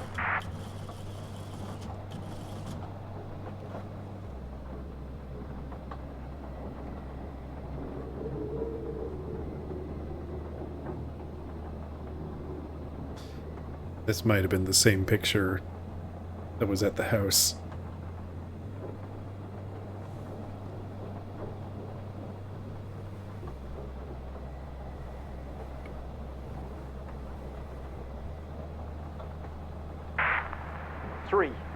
Number station 3, this is station 4. Do not go outside. Don't go out there. Stay inside. Lock up. Do not go out there. Variables road X numbers 1, 2, and 3 from original broadcast represent longitude and a latitude. Authorization word from Index C. Guys, I'm shutting down Station 5 and getting the fuck out of here. They took 6. Station 6 is fucking gone. Those things just ripped it out of the ground.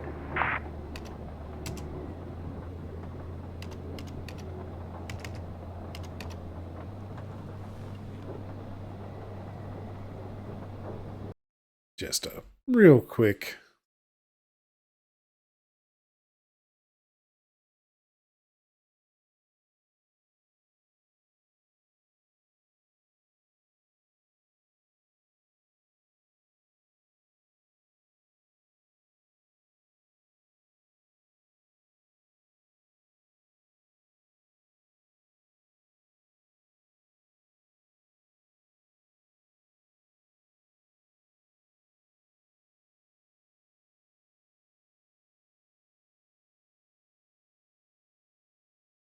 Can I not look up?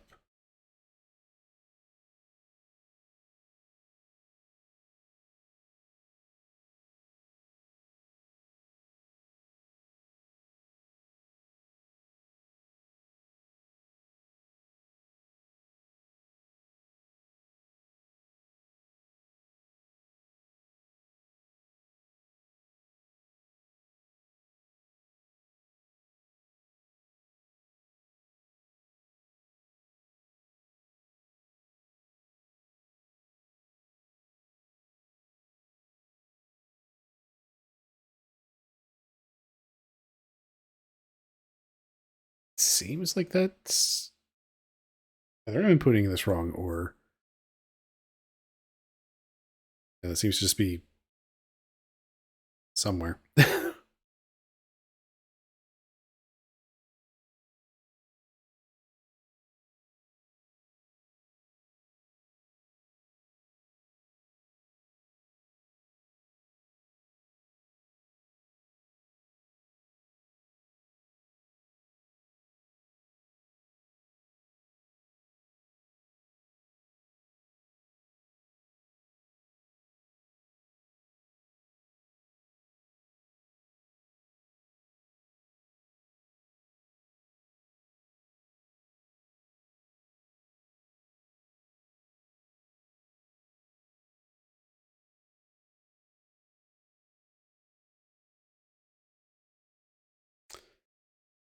Okay. I tried.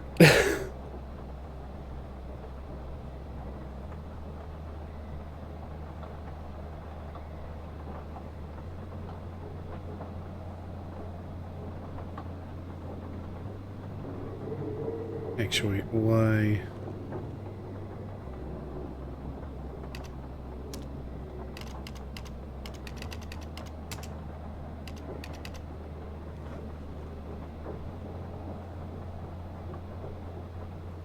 Point 1 and whatever Z ends up being.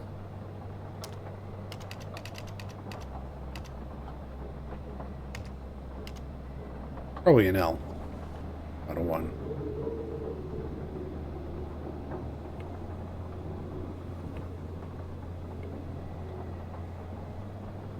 It looks like a 1 to me. But it also, it's the same character as 1. Everybody's favorite time. It's probably L. Alright, to Appendix C to figure out what's authorization word.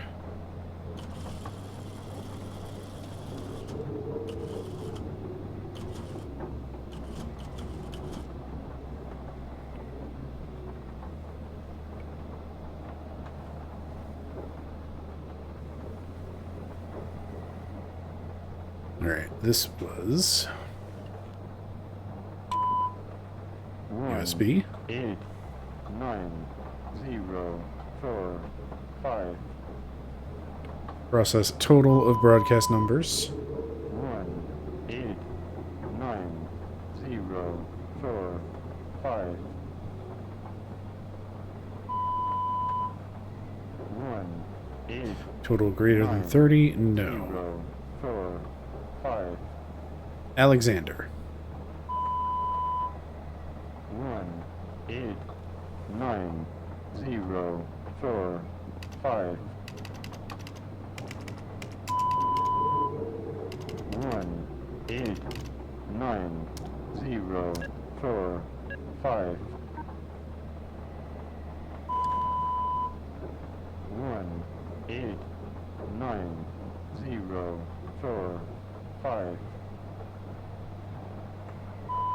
Math? 1, 8, 9, 0, 4. I can do math. Do I need to wrap it in quotes? 1, 8, 9, 0, 4, 5. 1, 8, 9, 0, 4, 5. 1, 8, 9, 0, 4, 5.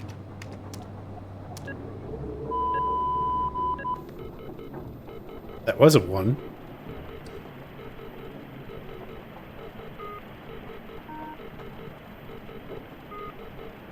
Open broadcast all launch transmitting codes.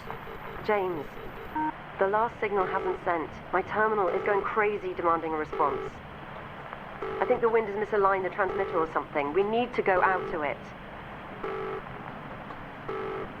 Please, James. I'm sorry, but I can't get out. I'm trapped.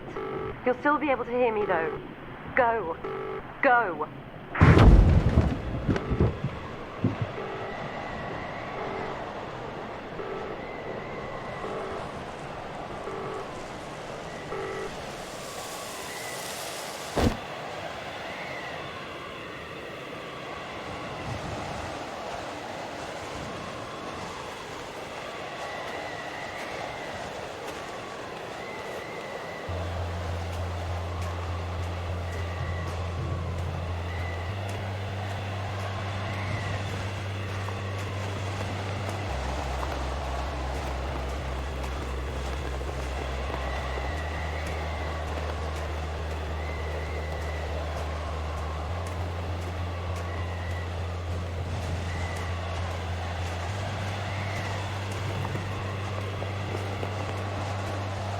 Something did drag us out.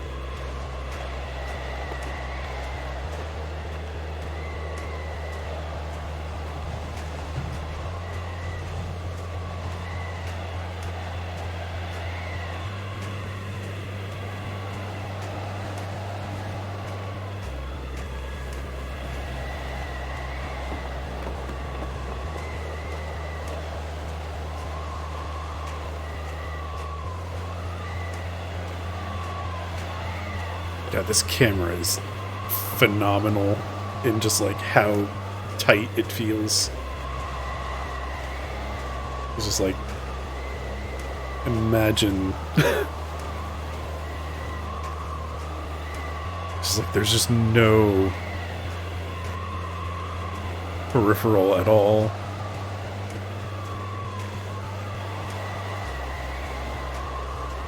Everything's blurry. The storm is ridiculous.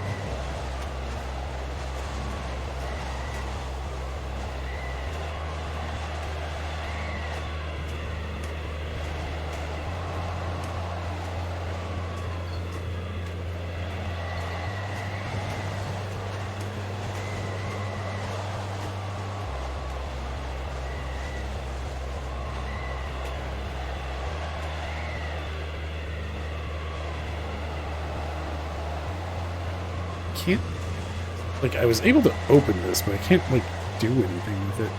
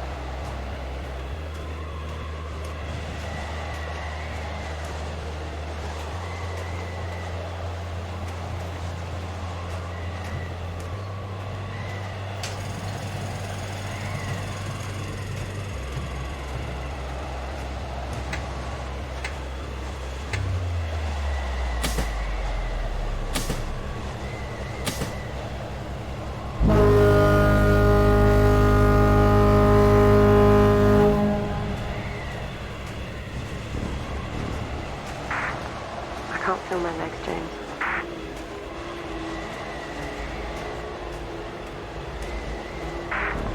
I'm so tired.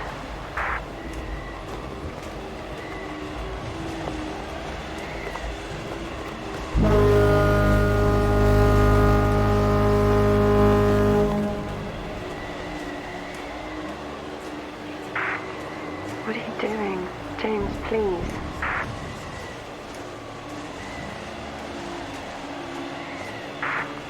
He's coming back.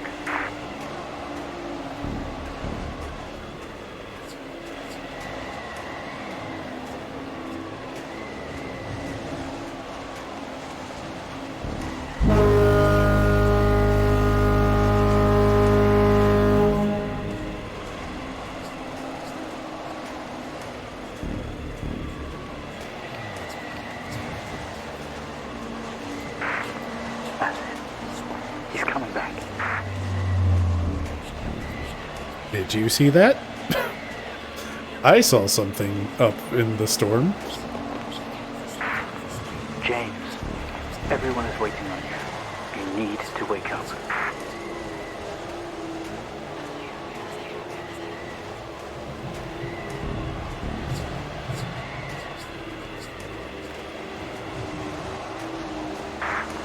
These machines, they are your lifeline. Follow them, please.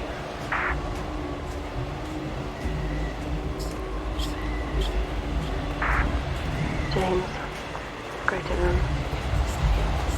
Tell them what happened.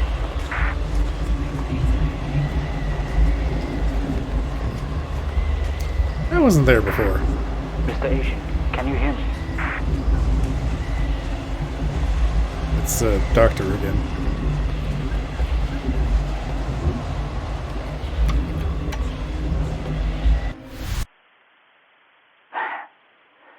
Welcome back. That was the bedroom.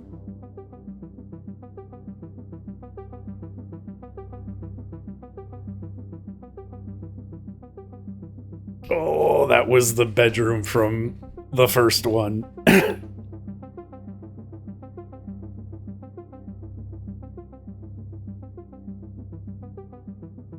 I'm really curious about that whole car wreck off to the side there that didn't exist when we were going there the first time.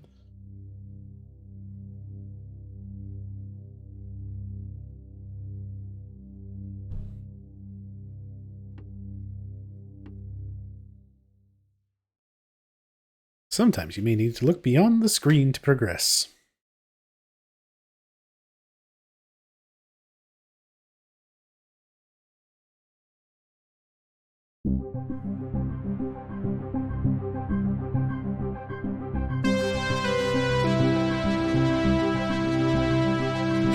I have really mixed feelings on that one because it's like, it's so fiddly. I think that's enough of that for now. All right then.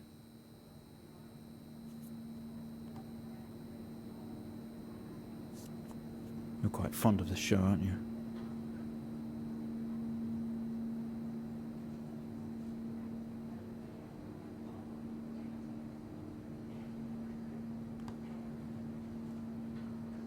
Okay, come on. Let's get you down to the observation room.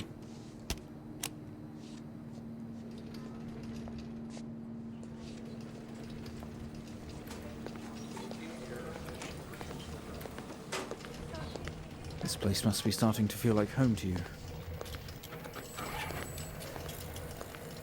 Don't worry.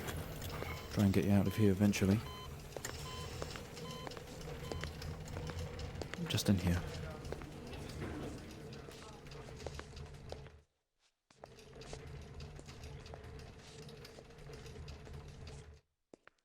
Okay, are we through in the next room? Just relax and we'll get started in a moment. Like,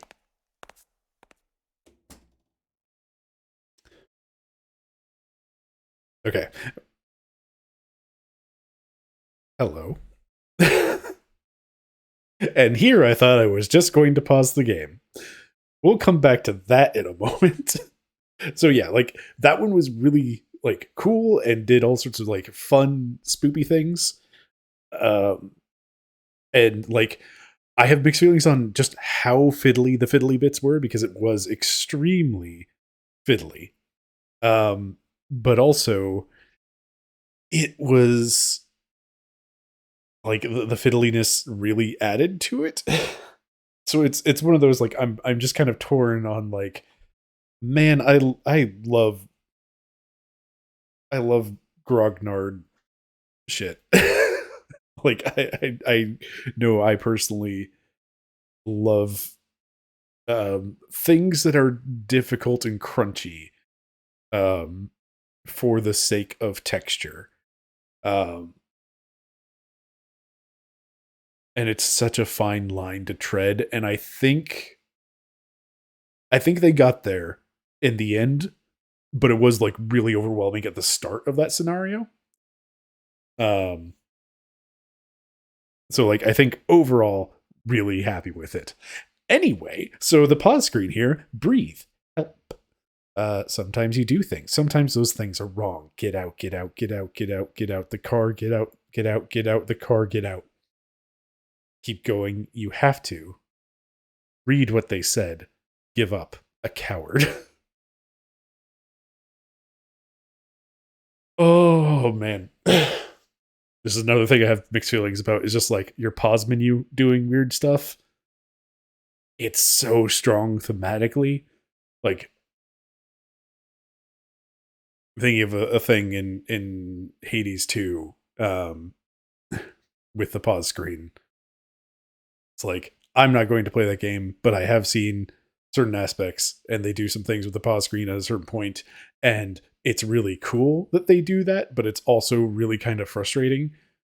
But this, I think, is just cool because it's like, it's such a simple menu of like, yeah, it's just resume subtitles and quit. I am glad people are excited for Hades 2. It's extremely just not for me.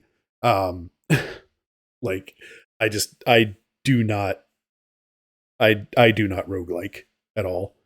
So it's just like that being kind of a central premise of the game ruins it for me. But it's like I'm super excited for everybody who is excited for it, because that game company rules. And it's nice that they make nice things and people will give them money to continue to make nice things, and I like that. And also, I am excited for every artist that's going to draw all of the characters because there's some pretty ones. And artists are great. Okay, let's get back in. Right, Mr. Asian, now are you ready? Just hit record on the tape deck in front of you when you're ready.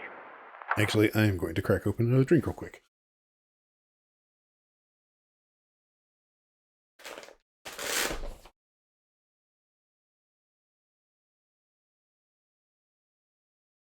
That game company is, in fact, a different game company. Oh, you.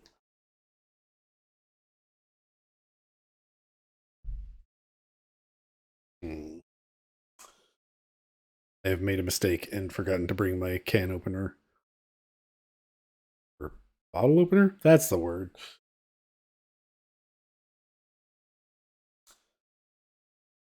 You know what? We'll wrap this up and then I will have another drink. I have water in the meantime.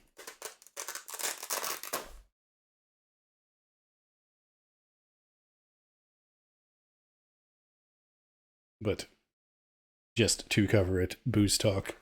I am drinking a nice apple pie cider, and it is delicious. It is a seasonal thing that shows up around fall, and it is by far my favorite cider, and I love to have it for spooky game nights. All right, let's hit that record button. Oh, it's so good. It's so good. This is subject 12-19-86-23, new session entry. We have myself, Dr. Alexander, leading, and in a room we have our patient, Mr. James Asian. As we know, James has recently recovered from a 2-week coma following his accident. In our last 3 sessions, James's attempts to recollect events of the accident seen him merging his memory with his imagination. These episodes have always ended in panic, and we've had to terminate the session abruptly. Let's try and do this one better, James. So when you're ready, let's bring this back. I know how difficult this must be, but you can do this. James, it's time to remember.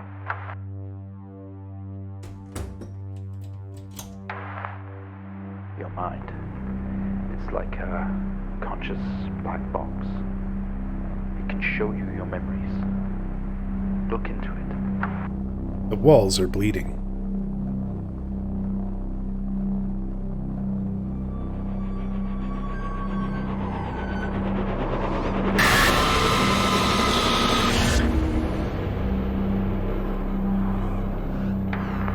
In your most recent episode, you recalled a false memory of a remote weather station. You were isolated from the rest of the world, locked inside your coma. We interacted with you daily, Coma. encouraging you to wake. Your family would do number puzzles with you.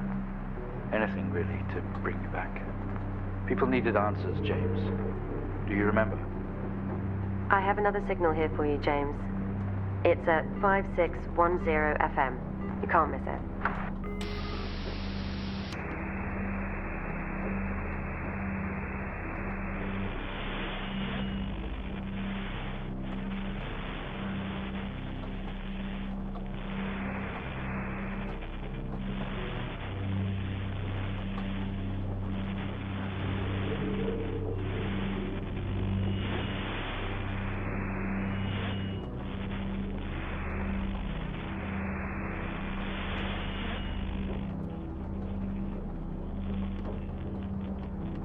Gotta see this. This is 20F 12 19 86 23 04. Type in the numbers, James. You gotta see this. This is 20F 12 19 86 23 04. Type in the numbers, James. You gotta see this. That's our This is patient 20F. number. Report.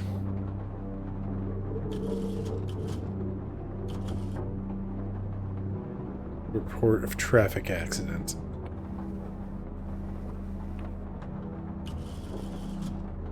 Wilson Police Department, road traffic accident report file.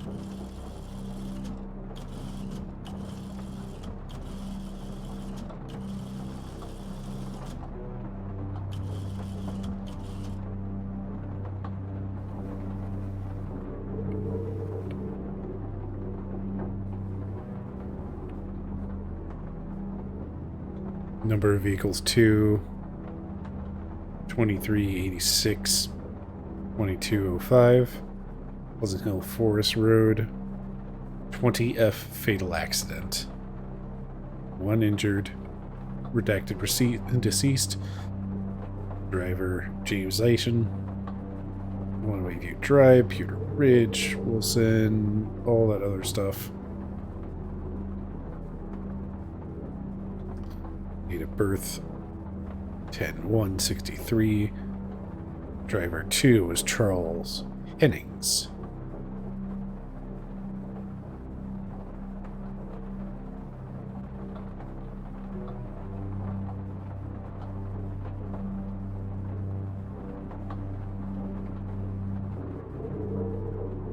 Passenger 1 has been redacted, whereas clearly no passengers in the other car.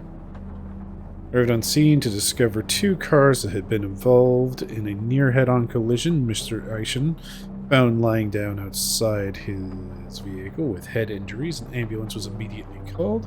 His passenger, was trapped in the vehicle in critical condition from wounds sustained in the collision. The driver of the blue sedan, Mr. Hennings, was found dead on arrival. It was noticed that there was a strong smell of whiskey from the driver and an empty whiskey bottle on the passenger seat. Mr. Aishan was questioned on scene. He described an oncoming blue sedan being clearly out of control, which he swerved to avoid. Mr. Aishan's passenger was his sister. Jennifer. The driver of the blue sedan is an ex-police officer of 20 years.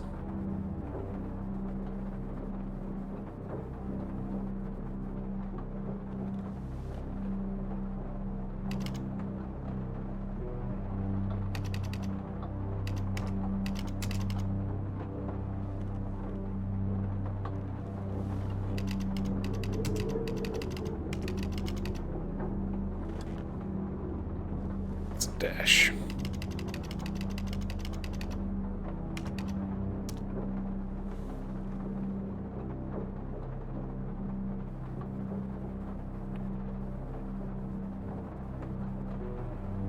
Empty whiskey, out of control.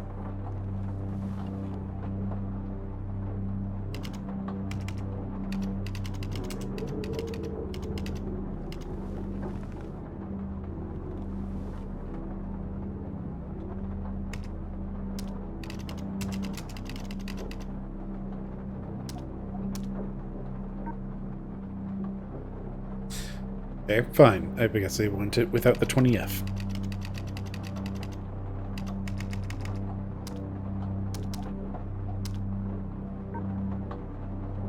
Excuse me?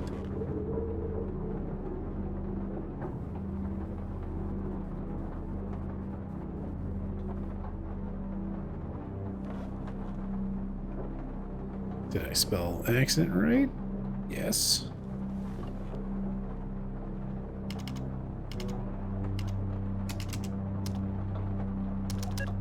There we go.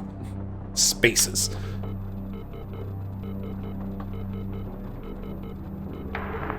Find the signal, James. Listen to the voices. Audio You archive have to reporting face it, file. James. Finally. There's one Officer Williams interview. 7,000 FM.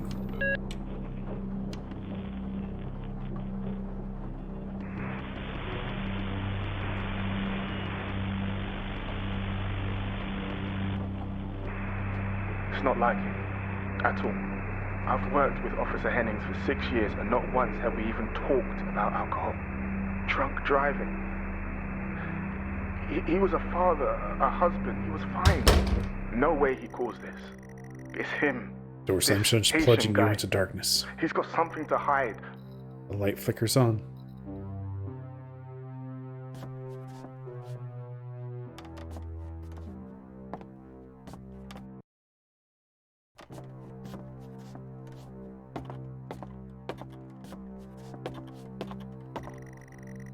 This doesn't make sense to you.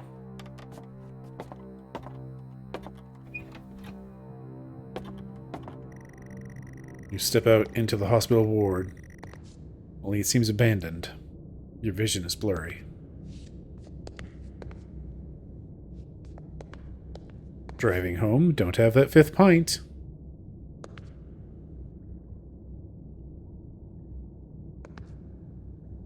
First steps to recovery.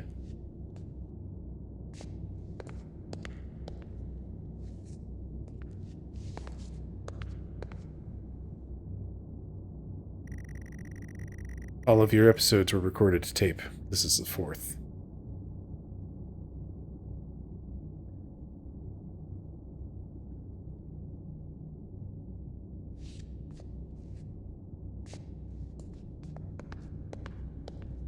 Yeah, 4 pints is kind of a lot. Like, I'm a heavyweight drinker. Sometimes they make you watch your past sessions to see what really happened. Like, it takes... I am not a lightweight drunk at all. It takes a lot of drinks to get me tipsy. 4 pints is still way too many. Time to quit. Help is here. Why not have... something? Under stress, keep a healthy mind.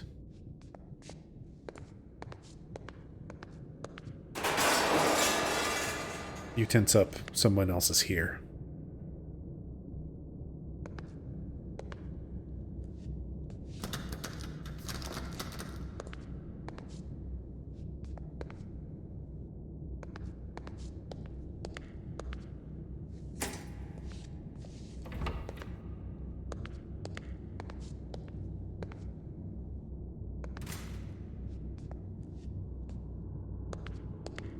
That was not open just a moment ago.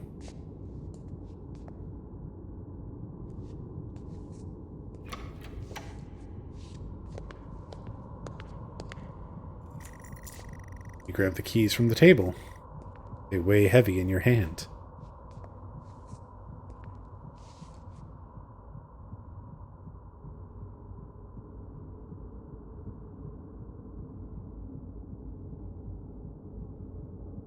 One meter.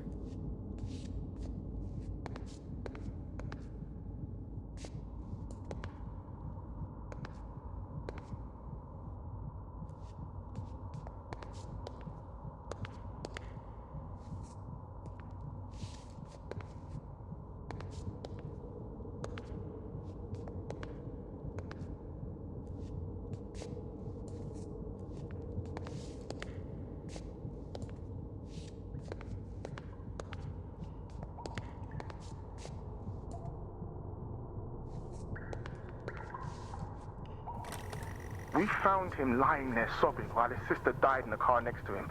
While Hennings died next to him. What the fuck was he thinking? She was still alive when we got to her. If he'd have done something, they could all still be here.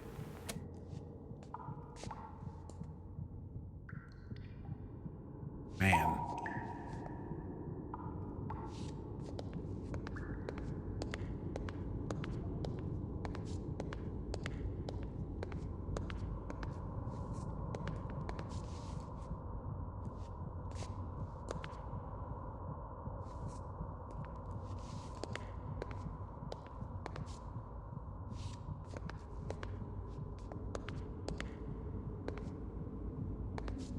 Surgery, day room.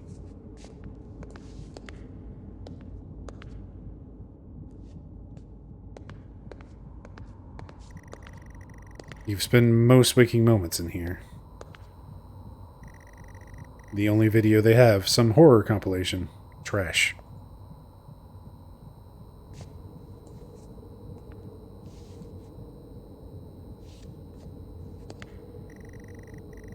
Seats for visitors. Not that you ever had any.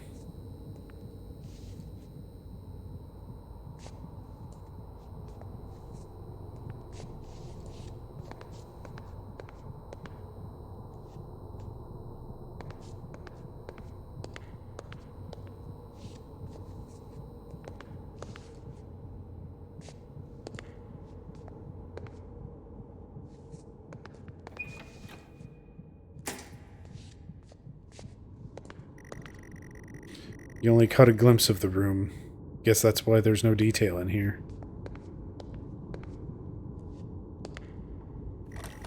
You honestly believe that Hennings was drunk at the wheel and not this little shit? If he wakes up, when he wakes up, I want answers. Until then, you handle it. You write it up. I'm out. The record said the cop was drunk. The investigating officer. Another door never opened. You don't know what was in there.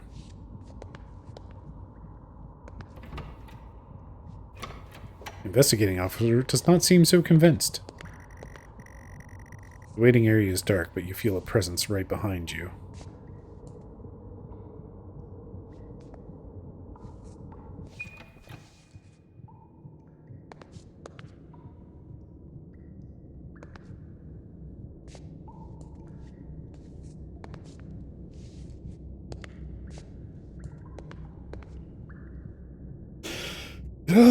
Okay, yep, I've got goosebumps real bad.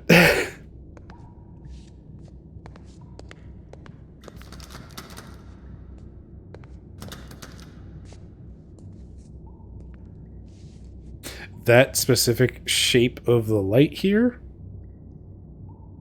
looks like a person standing. Oh yeah, surprise. A cop thinks a cop's innocent? Someone breathes on your neck standing over you.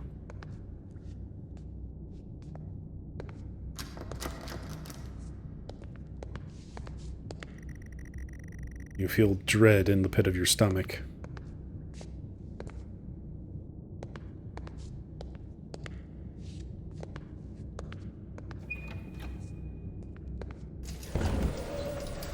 Okay, we have a 22-year-old male just brought in from a vehicle collision. He was awake and mobile at the scene, but collapsed on arrival to the emergency ward. The other passengers died in the accident. I'm getting no pulse. Prepare for defib. Amp charge full to 10 and give me 100 joules.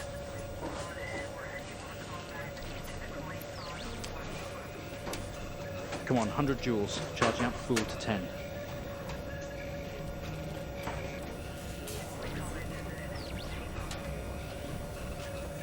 Come on.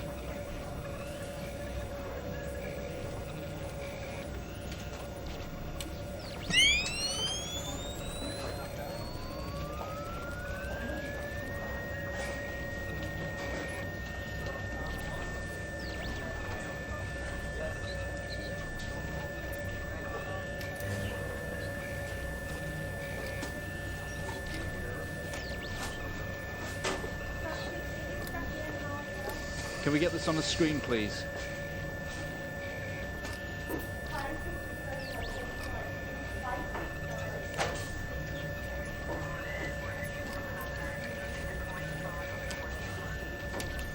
Clear. No reaction from first stage. Let's try higher. 200 joules. Keep the amp charge at 10.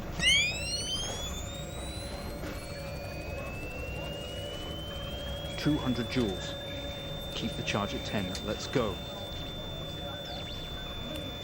Clear. Okay, we have a reaction of some sort here, a weak signal. Let's keep going. Increase again. 360, charge full.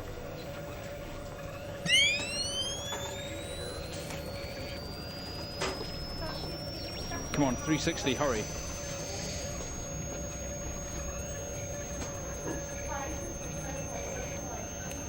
Clear. Well, would you look at that? It seems we have a pulse. Rhythm is stable. We need to run an X-ray right away.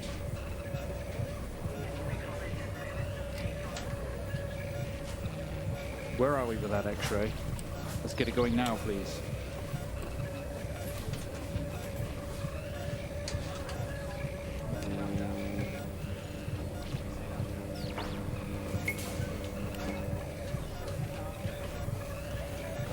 Looks like an intracerebral hemorrhage.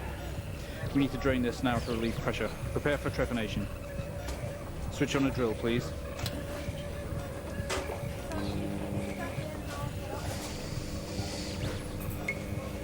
the drill, please.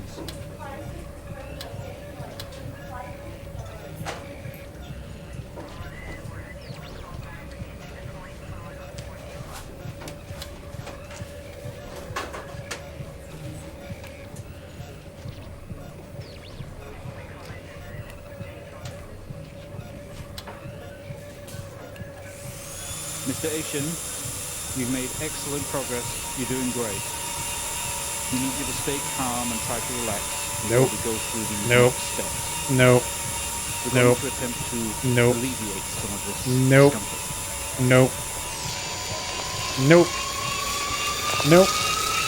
Nope. Nope. Nope.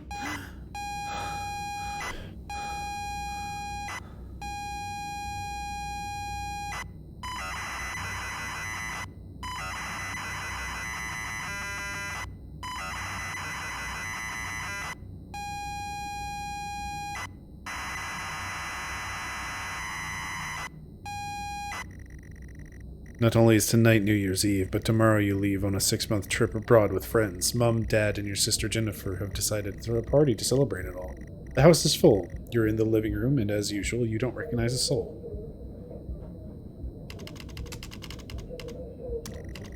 The room is full of chatty strangers, mostly friends of Mum and Dad.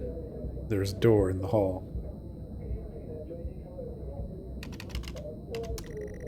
You push through the crowd into the hallway.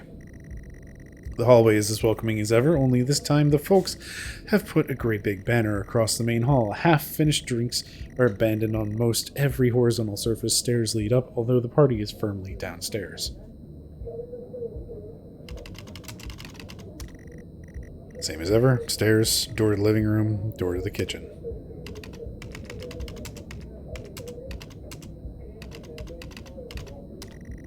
They say all the best parties are in the kitchen. The kitchen is full of people and loud. There are drinks and food on the table, and the party is in full swing. Dad has cooked a hog roast, which sits proudly on the table, although no one else is eating it.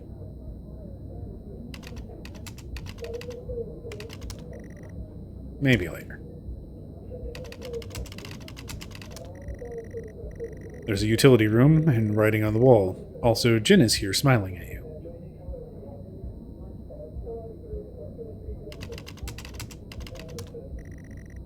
She's too far away and the room is too loud.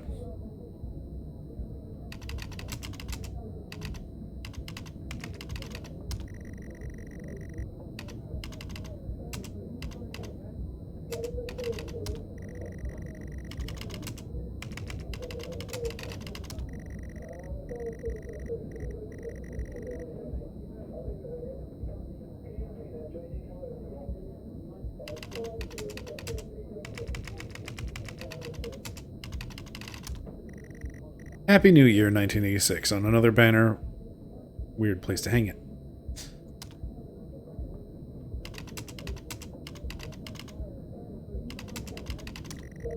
Just as you are about to head inside the utility room, Jen places her hand on your shoulder.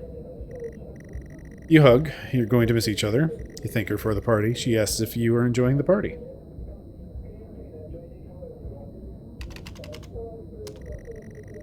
She repeats her question, asking if you've had a nice time. You tell her it's great, even though you don't really know anyone. She tells you to enjoy it anyway, and to loosen up. She asks you to get her a drink. You pour Jen a drink, and one for yourself too. There's never an awkward silence with Jennifer. She always has a question. She asks if you have everything sorted for the big trip. You tell her no. That is usual, everything is last minute. Another hug. Your family have really gone out of their way to make this trip happen for you. It might be what you need to get some perspective and maybe not fuck up so much. She's going to miss you. You're going to miss her. She walks away. Jin has disappeared into the crowd. You're left standing, nodding and smiling at the approving faces. There's so much to do for this move. Can't mess it up. First, a drink. You pour and down another drink. Anything to move the night along.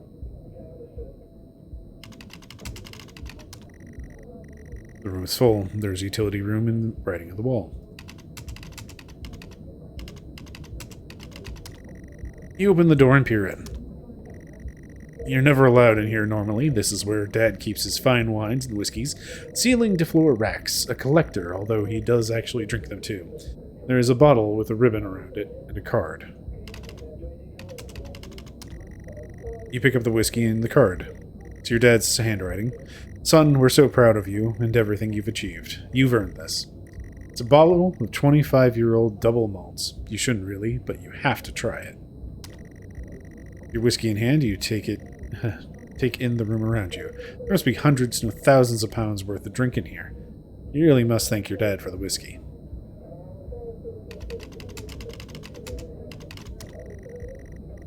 There are racks of fine wines and doors of the kitchen. You head back to the kitchen, clutching your new best friend. You stumble out of the utility room and back into the kitchen. That is one strong whiskey. You take another swig and give thumbs up to Dad across the room. He nods and winks.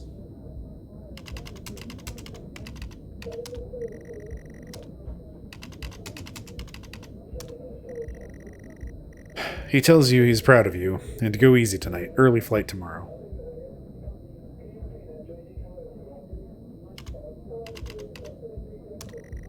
You go back out into the hallway. A few bumps and laughs on the way through, and you make it to the hall. You stop dead in your tracks. It's Jen, covered in blood.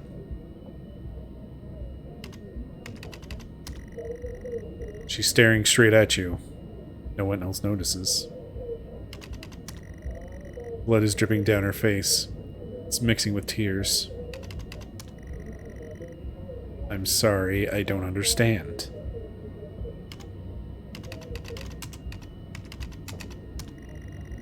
I'm sorry, I don't understand.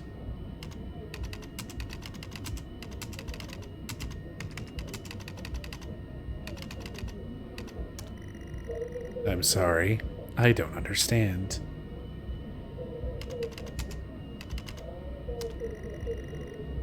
I'm sorry, I don't understand.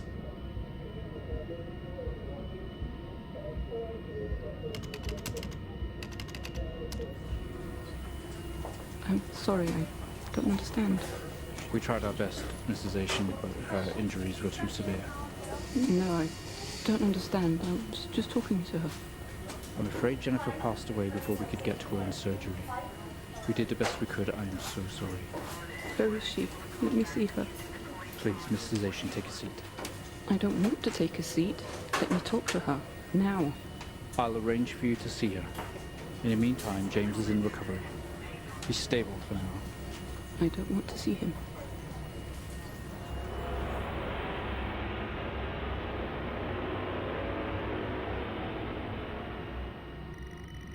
You are standing in the hallway. Something has stopped you in your tracks while searching your mind. Your sister interrupts. She has her hand in front of you and asks if you can drive her home. You still feel out of sorts? Those words echo.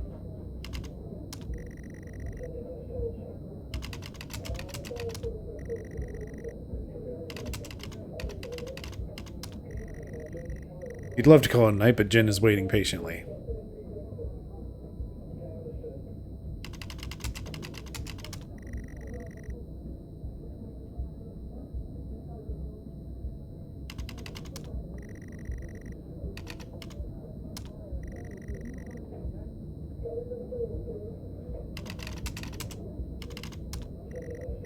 Yeah, we can talk in the car. Go get your keys.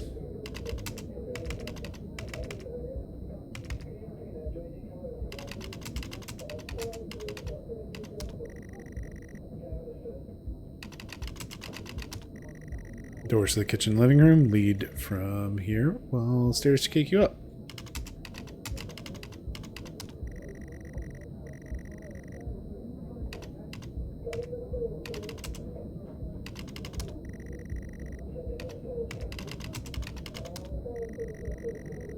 I don't know what you're trying to...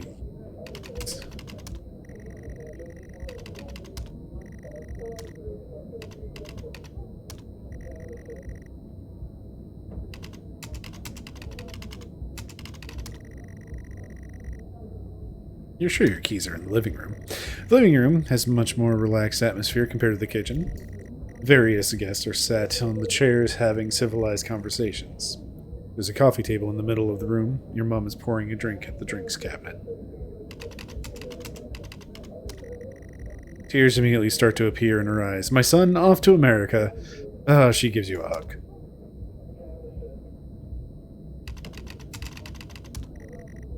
Coffee table, drinks cabinet. One of the chairs is overflowing with jackets and coats.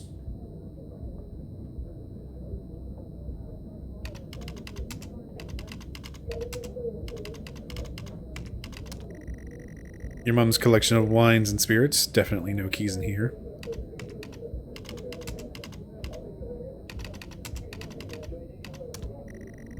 Drinks on coasters like proper civilized people.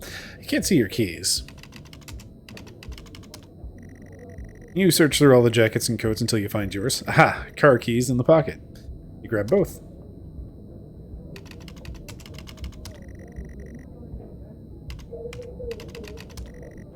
Keys in hand, you head back to the hall. Jen thanks you for helping her out.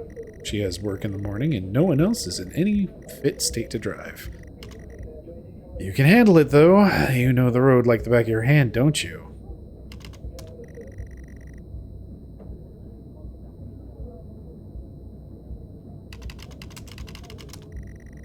Jen is standing by the front door, all ready to go.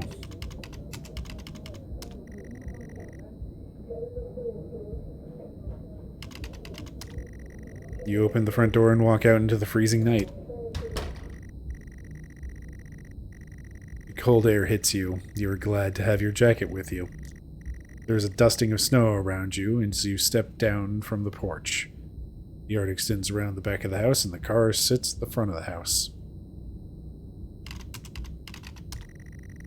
She sighs and comically taps her feet.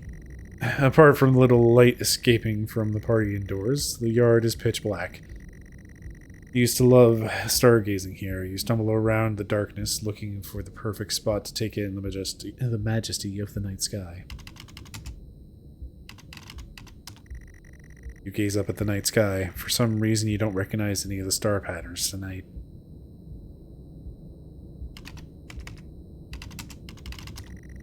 Jennifer looks relieved as you head back around to the front of the house.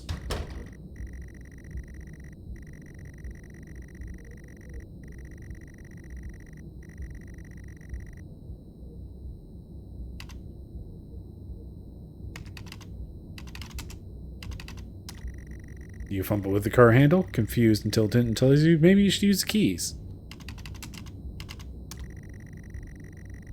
Fumbling with the car keys, and you eventually get the door open. The car is freezing as you fumble around with your seatbelt. Your sister opens up the car glove box and hands you a note and a key that was inside. She tells you that it's for when you return.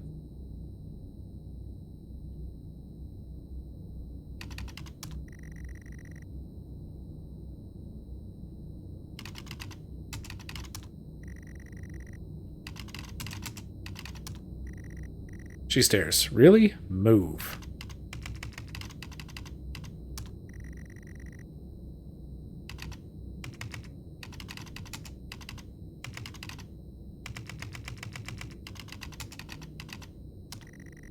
The note is from your dad and reads, "Hi son, hope you're enjoying your break.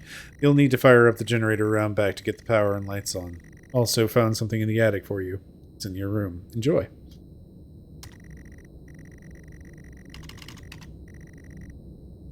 Both you and Jin have your seatbelts on and are ready to go. It's time to go.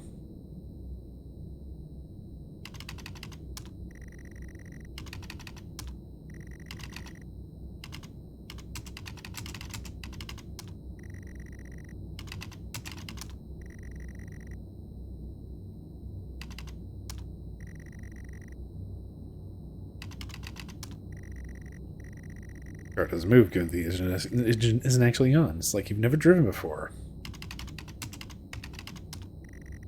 Try to turn the ignition with sheer willpower despite holding the keys in your hand. It takes a number of attempts, but you eventually slot the key into the ignition.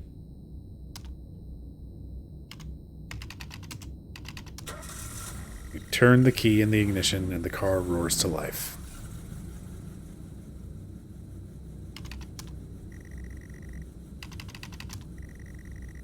Car squeals but stays stationary. Jen suggests releasing the brake, giving you a wide-eyed stare. You very hesitantly release the handbrake. Put the car in gear and pull out the driveway like the first-time driver. You really shouldn't have. I am driving very drunk on the road towards town where your sister stays. Jin started dozing off as soon as the journey got going. This shouldn't have taken long. You come to a junction. Is it left or right? You can't remember.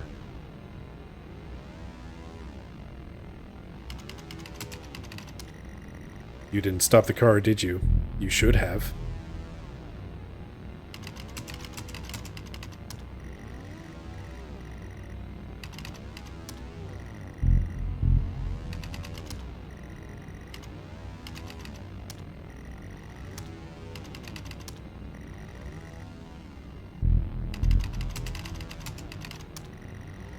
The road goes off to the left and the right. You can't remember which way to go. The roads are quiet. Always. You don't want to, but you had better ask Jen for directions.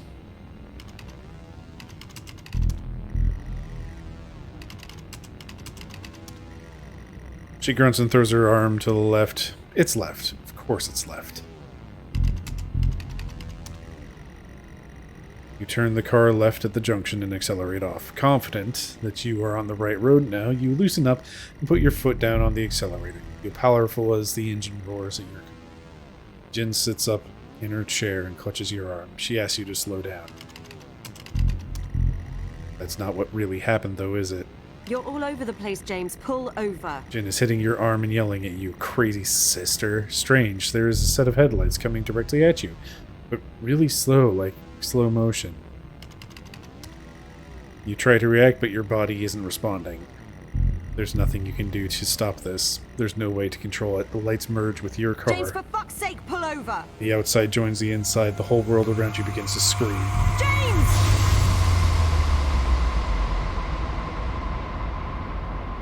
It was at this very moment, wasn't it, James? The moment you lost it all. Your sister, your parents, yourself. And then you made it worse. Go on. Show us what you did. You wake up in the car. Your world is upside down. Your seatbelt struggles against gravity, trying to hold you in your seat. An impact into another car has torn a hole in the chassis. Poisonous fumes spill into your car from the engines. You are in grave danger. You have to get out of here. You can't move. Your seatbelt is still in place.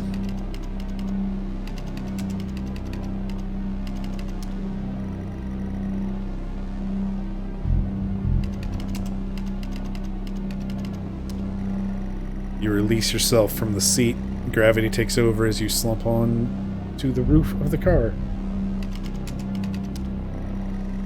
You squeeze through the wreckage and fall to your knees on the ground next to the car.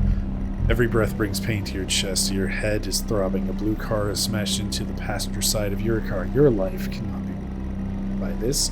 You are standing holding your whiskey and your dad's notes. Flashing lights are approaching at a distance.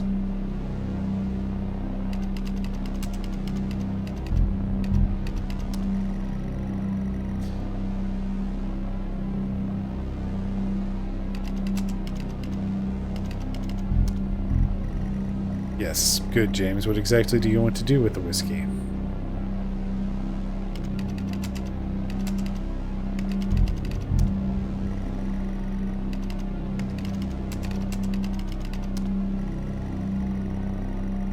What good is pouring it out here going to do, James? You still have the bottle.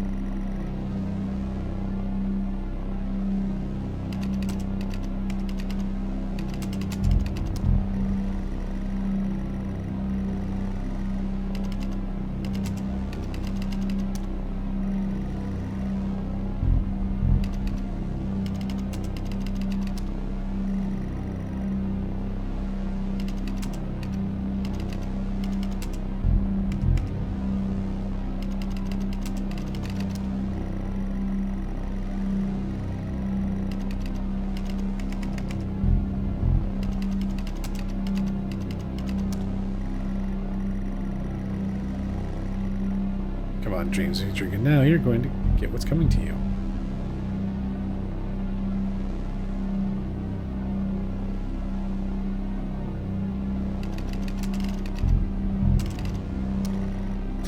Crash site, smoke billows from the crashed cars to the sky above, exterior lights flickering on and off.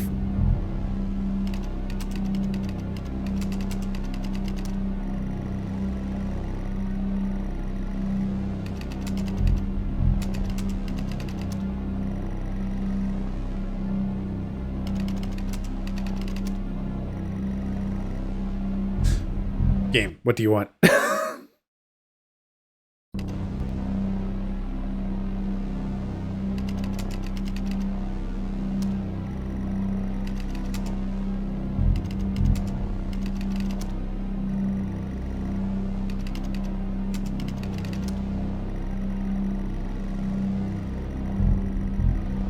Okay, just toss this away. They will find it and they will come to you.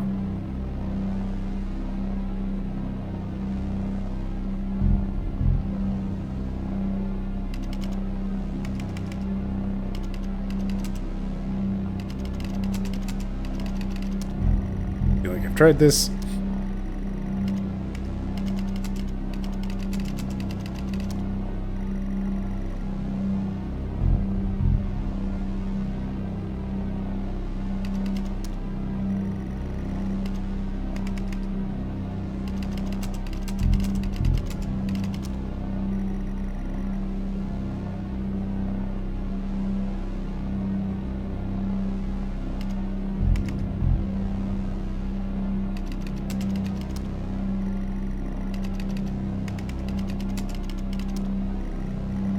The note always...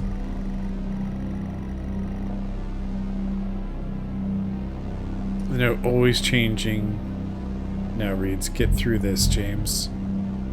I don't care if you want to or not."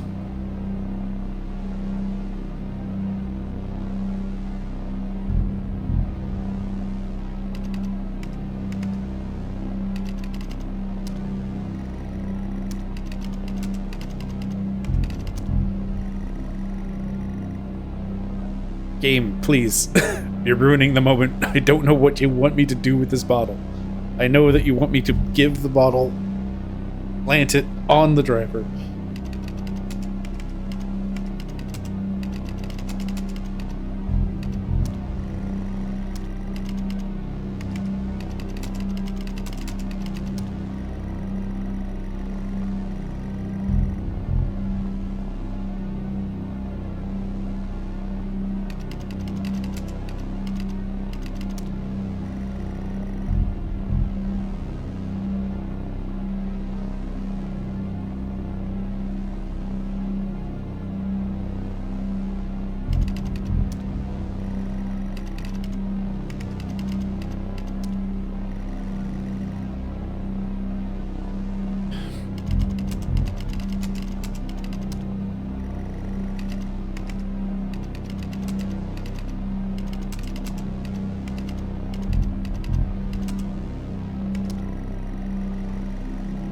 With the lights approaching closer, you begin to hear the shrill of their sirens. You simply cannot go to jail for this.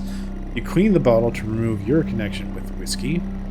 You then very deliberately spill the remainder of the bottle's contents onto the driver, and you toss the incriminating evidence onto his passenger seat. A circle of flashing lights surround you, illuminating the crash site in the darkness. Behind them, an army of people, all staring. One figure steps out, a silhouette, and walks towards you.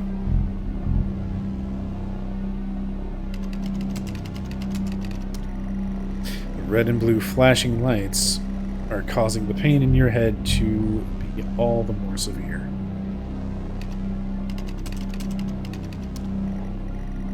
Sorry, you are not making sense.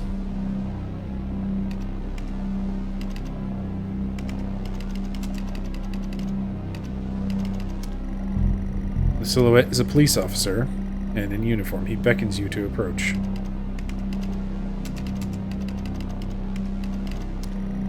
As you approach the man, the pulsating lights around you get dimmer and dimmer. while the pain in your head increases. I know you. You fall to the floor. I know you're tearing yourself apart over it, but no matter what you keep telling yourself, you have to listen to me. That accident, that poor man, me. You have to remember. It was all your fault.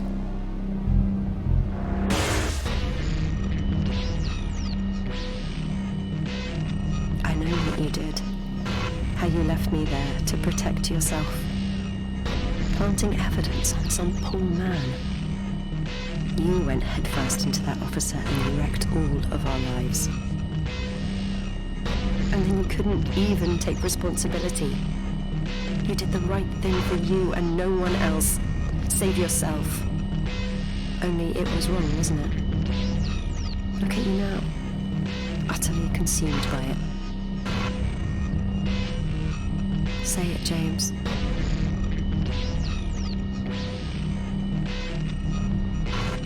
Say it.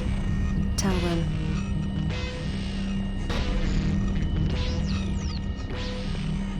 Listen to yourself.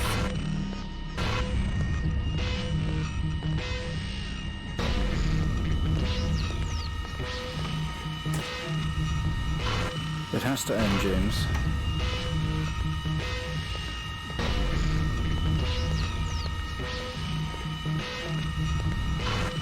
Oh, them flashing lights. Understand.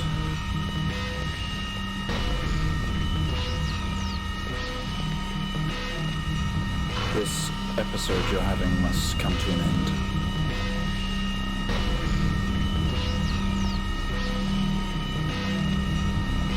Make it stop, make it stop. Do you remember?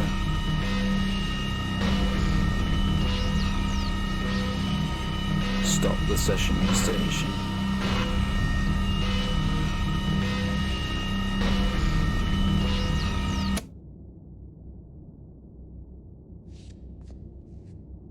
Well, I think we've made progress today, Mr. Asian. I guess we should tell the police what you've told us. Although I don't suspect it'll take you anywhere. I think you'll be with us for quite some time. Come on, let's get you back to your shows. I'll see you tomorrow.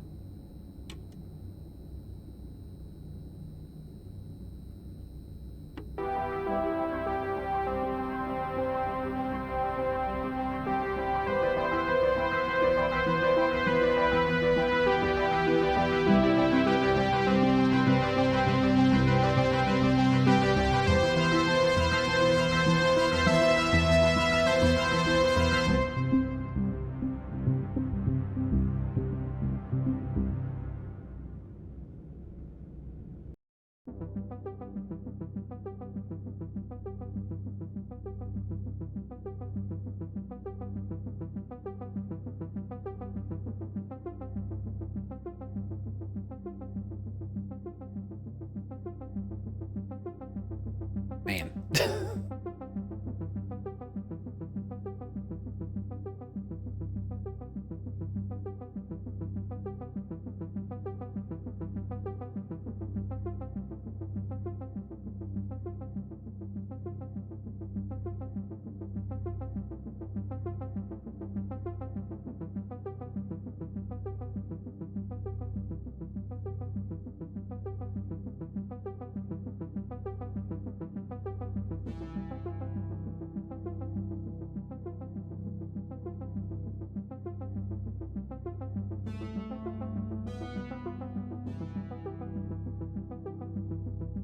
I do wish planting the evidence was a little less fiddly and had a wider accepted tool word set, I guess.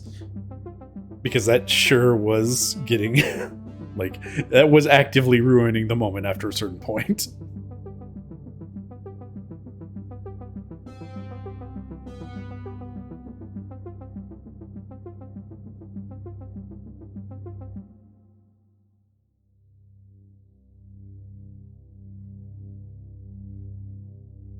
Apparently I got all the achievements. Hooray.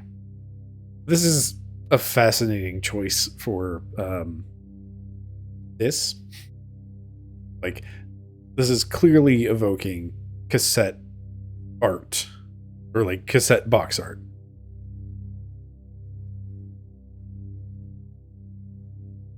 But that's a DVD case. Or at least looks like. Now that's it could be like audio cassette tape. Like there definitely were like those big bubble clamshell packages for tape collections.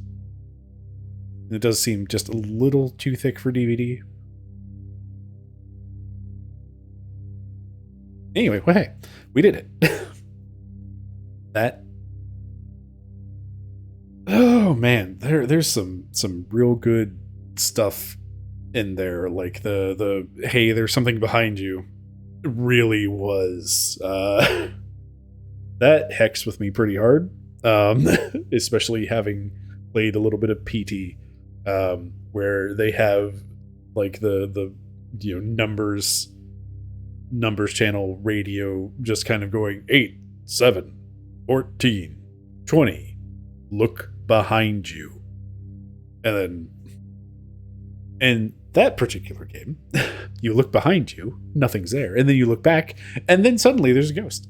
And there's just a long enough pause for it to really, really catch you off guard. Yeah, it's kind of funny how like similar cassette and VHS art, like box art stuff is. This was neat. This was real neat. Like The House Abandoned was like a really fascinating introduction to all of this.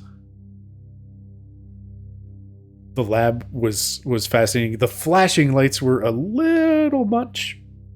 I do wonder if they could have gotten away with not doing quite so much of that for visual effects. The station process was like really fiddly and kind of overwhelming at the start, but like towards the end of it got real neat.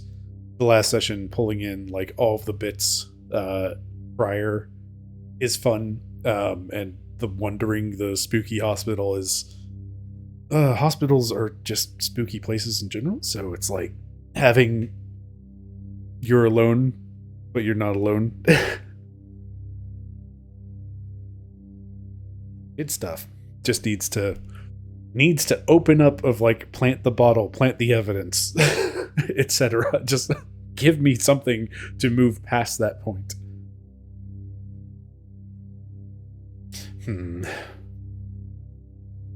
Now comes the question of, do I want to keep streaming or do I want to just go ahead and call it a spooky night?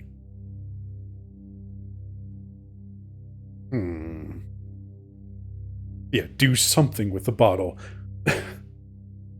But also, not just the bottle, you need to also get rid of the liquid inside.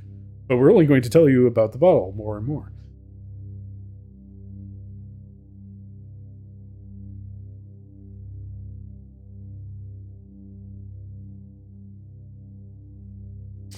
I think that's actually a good place to call it. This was fun. This was kind of exactly what I wanted it to be.